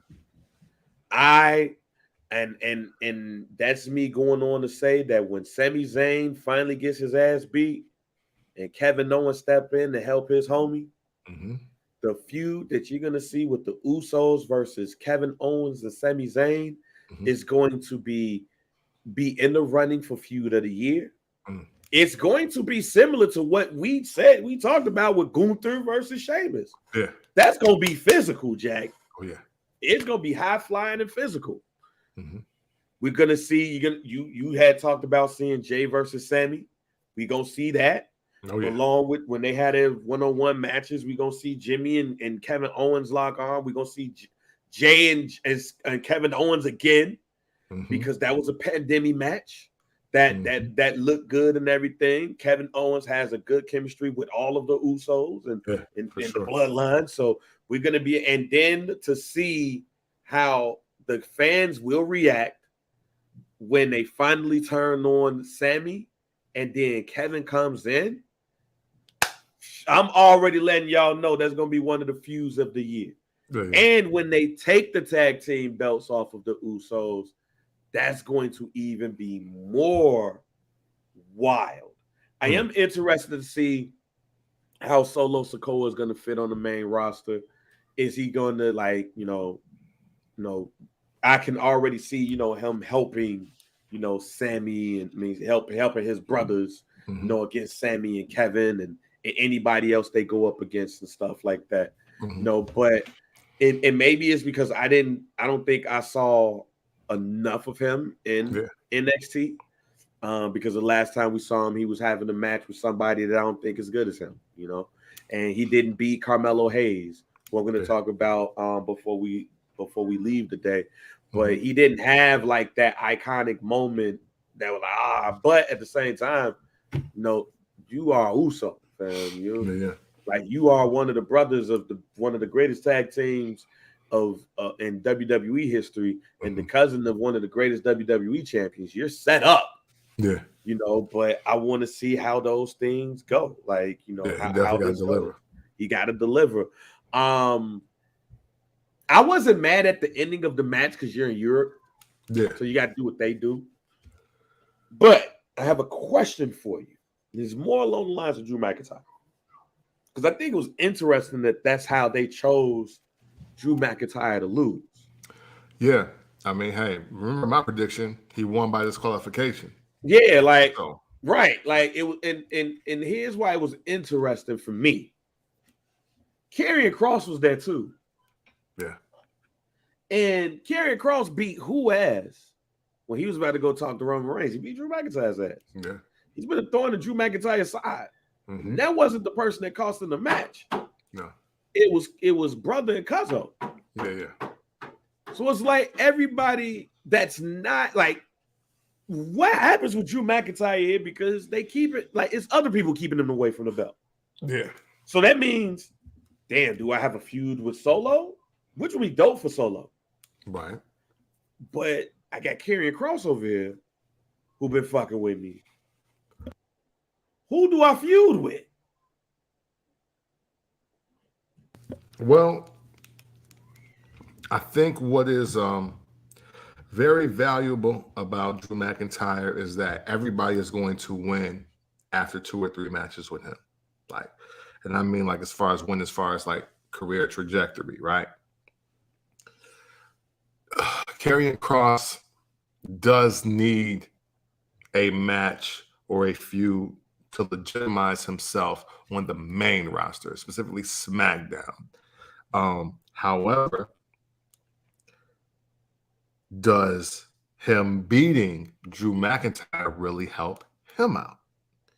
See, that's the thing I'm worried about, because you got a very strong face, probably the strongest face in the company right now, in Drew McIntyre, and the guy that the people want to be one of, if not the strongest heel in the company, in Karrion Kross right now.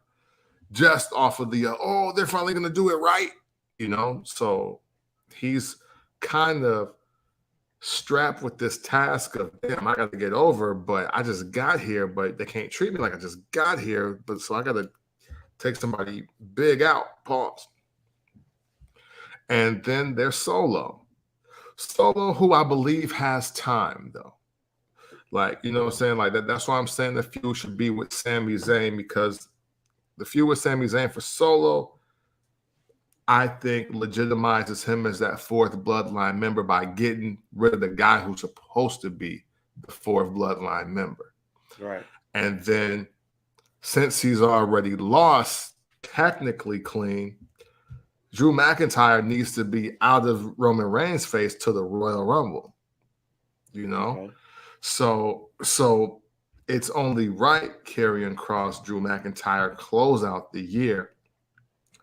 But I'm really not sure who should win that, because now, to me, what should be happening, and this is my guarantee or guaranteed hope, I guess, of the week, is that now when Roman Reigns or the Usos show up on Raw, people start challenging for specifically the Raw Tag Team or the WWE Championship. We're on the same page. Okay. Because that was my guaranteed hope today as well. Because my next question was going to be like, yo, what is next for Roman Reigns? Like, I know somebody put out a tweet talking about some, who's next for Roman Reigns? Has he defeated everybody? And then, it was a couple of tweets that had people's names on there. Mm-hmm. But my thought for the whole thing was similar to what you just said. Like, if you do that, it definitely needs to be a situation where you are challenging for something specific. It has to be a situation where it's, hey man, I want to go at your championship. Mm-hmm. Oh, we got an update.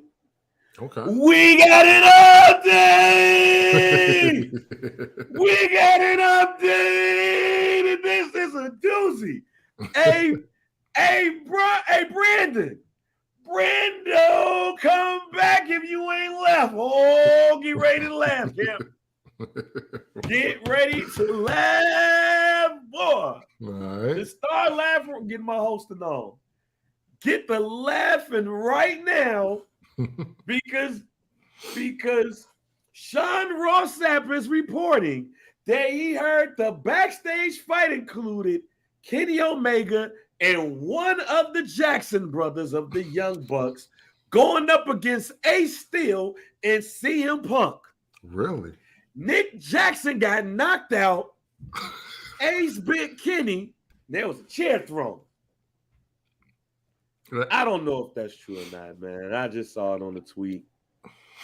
Hey, listen, from man. Pro Wrestling Finesse. I don't know if that's real or not. I just had to laugh because as soon as I went to Twitter, because I got an alert, that was the first tweet that I saw. I don't know if that's true or not. Hey, listen, man. Hey, Omega said he won injury away.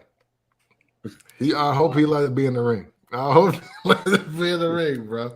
Like, yo, because that ain't good for him. And I don't want to see nobody hurt. I don't want to see nobody's livelihood and dreams shattered. I don't want to see none of that. But, hey, man, maybe this is the best time for you to fall firmly back and secure in your EVP role and leave the physical contact to the wrestlers, my brother. Maybe that's what you need to do. Yeah, I don't know. That's what you need to do. Hey, man, I don't know if that. I don't know if that's true or not. But I do see some people that's running with it. I do see some joints that's running with it. So So man, like one of the Young Bucks getting knocked out does not surprise me at all. Like I'm looking at, I had to Google this too. Some people would just be running with stuff. I'm looking at wrestler headlines and it said that CM Punk and AEW producer Ace Steel was fighting with members of the trios, specifically the Young Bucks, and it got physical. CM Punk threw a punch, but a couple of reports now. Ace Steel knocked out Nick Jackson. Right. Wow. We've all been there. We've all wanted to do that, right? Wow. Tony. There go another TK. one said. Mr. Khan, you control your company, through brother. a chair. Now I see another one joint. This from the Wrestling Observer. This Dave knew. It says that Ace Steel threw a chair that hit Nick Jackson in the eye, and Kenny Omega was also involved with Steel grabbing his hair and biting him. Yo, now see, that's when you need your ass whooped. Wow. That's when you need your ass whooped as a grown man that makes a living as a professional wrestler. You're gonna grab a man and bite him? Wow. That's wild. He is hurt. He's seriously injured doing that. Wow. We got if on Wednesday, if he got a black eye. Wow. Wow. Wow. Wow. Yeah, y'all got to leave the company. Okay. So okay. They gotta go now. Okay, we're gonna finish this part up to the pod, and then we're gonna end it with Carmelo. Yeah. Yeah. Okay, we don't know who's next for Roman Reigns, right? Correct? Nah, you know what? I think wow. I mean, the one thing I will lean on is the only person to beat Roman Reigns in the last 2 years, Seth freaking Rollins. That's the only guy. Technically, he should always be next. Y'all know first black champ is always a pro. Bobby Lashley getting a shot cast. Just because AJ Styles should never be out of the running for a world title. So there are some people still left, but it is how do we make it make sense, because we have pushed Drew McIntyre the entire year in our faces. So, but there's still some competition out there, obviously, for him. Riddle was obviously in the mix. Randy Orton was in the mix before the injury. So there's still more to do. But I think he showed up to Raw. People got to start specifically asking for that WWE championship to be on the line. That's my guarantee of the week. Yo, man, this is hilarious, yo. Oh my God, this is hilarious. Oh, this is hilarious. This is okay. Before I go, MVP of the weekend to me is Carmelo Hayes. Let me just throw that out there.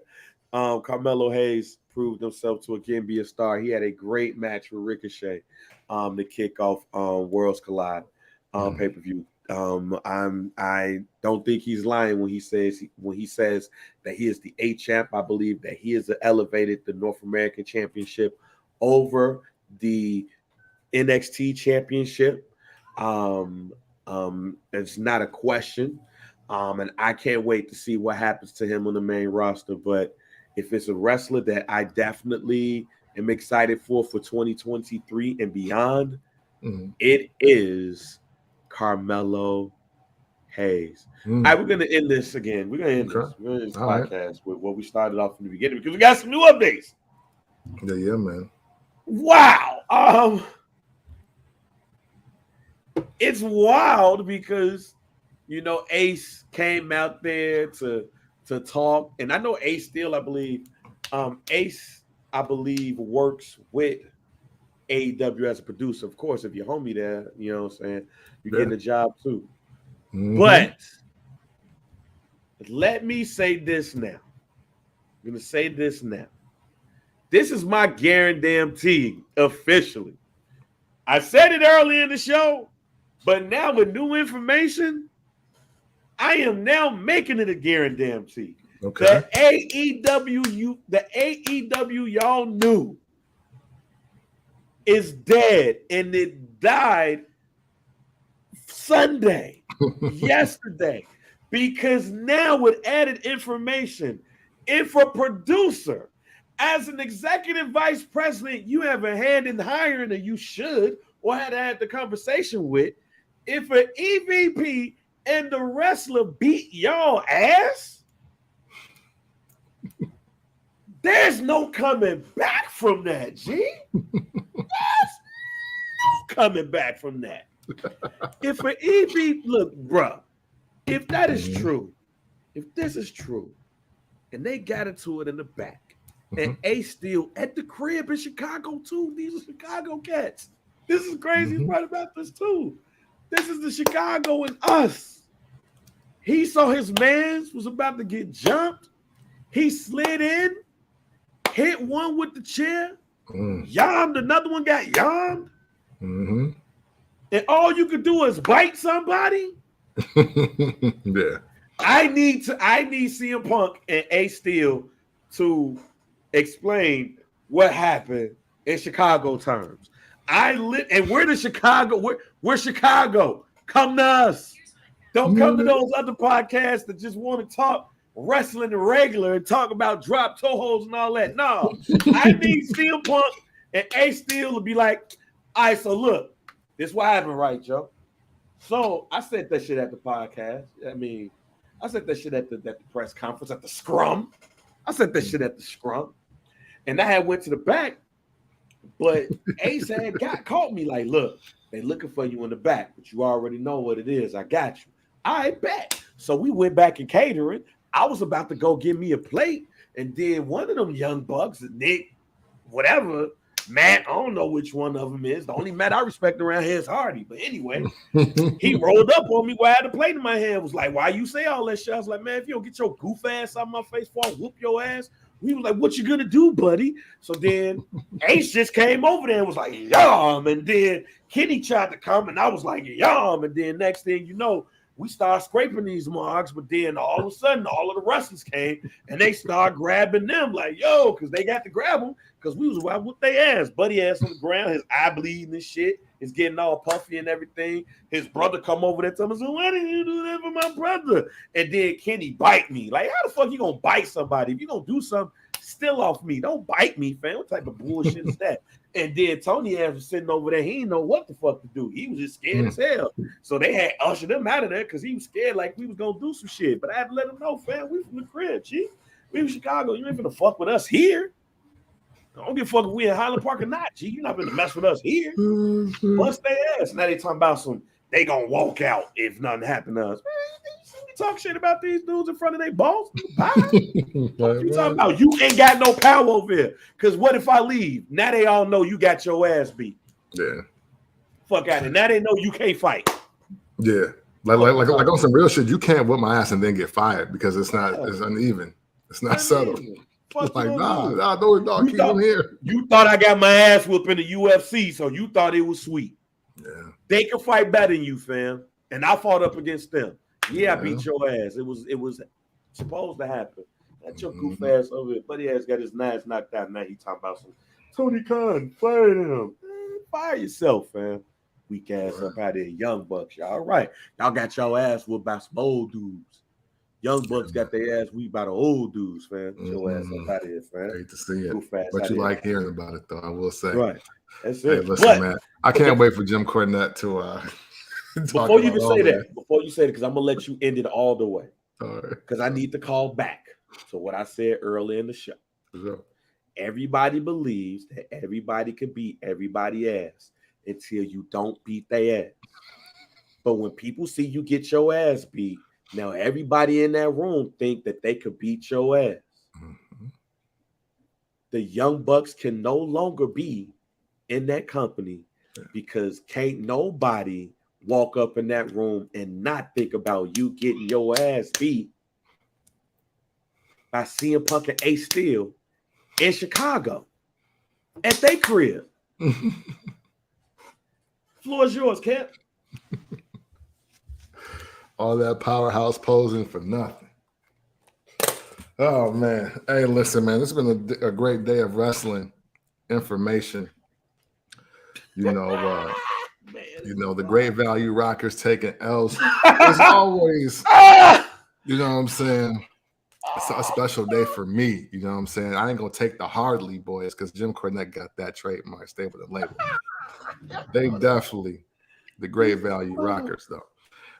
Hey, listen, man, we've enjoyed bringing this show to you, the information, the conversation, showing you how you can be right and wrong as hell at the same time, how killing your creation might be the best thing moving forward. And we also just talk about, hey, man, wrestling and the setup of structure and why it really matters in the grand scheme of things. Like, you know, the structure and the execution of professional wrestling still does matter. Don't let these goofs on the internet tell you different. Don't let these indie darlings lead you astray. All right. We are wrestling fans because of great structured programming, week in, week out, month after month, year over year. And that's never going to change. Those are hard facts. Even Dusty Rhodes himself, rest in peace, would agree. All right. And so with Cowboy Bill Watts, so with fucking Eric Bischoff, as long as he ain't competing with nobody. But hey, man, we know more is coming.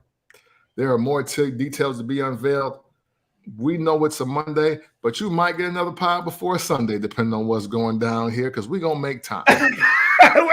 Hey, you better believe if some more shit came out about this fight, yo, we coming back. We come back because we like talking about fights. Absolutely. This is one of the things that make the world go round and also the conversation that much sweeter. Yeah. So please, until the next time, if you ever want to talk about wrestling in an unconventional way, you do so by checking out the First Black Champ podcast. Champ. Bang. We are out. Greatest wrestling moment in Chicago history. A tag team beats up another tag team. Yeah, man. Hey, it gets no better than that, Chicago. Shouts out to CM Punk and A Steel, fam. Yeah, man. Best of the world.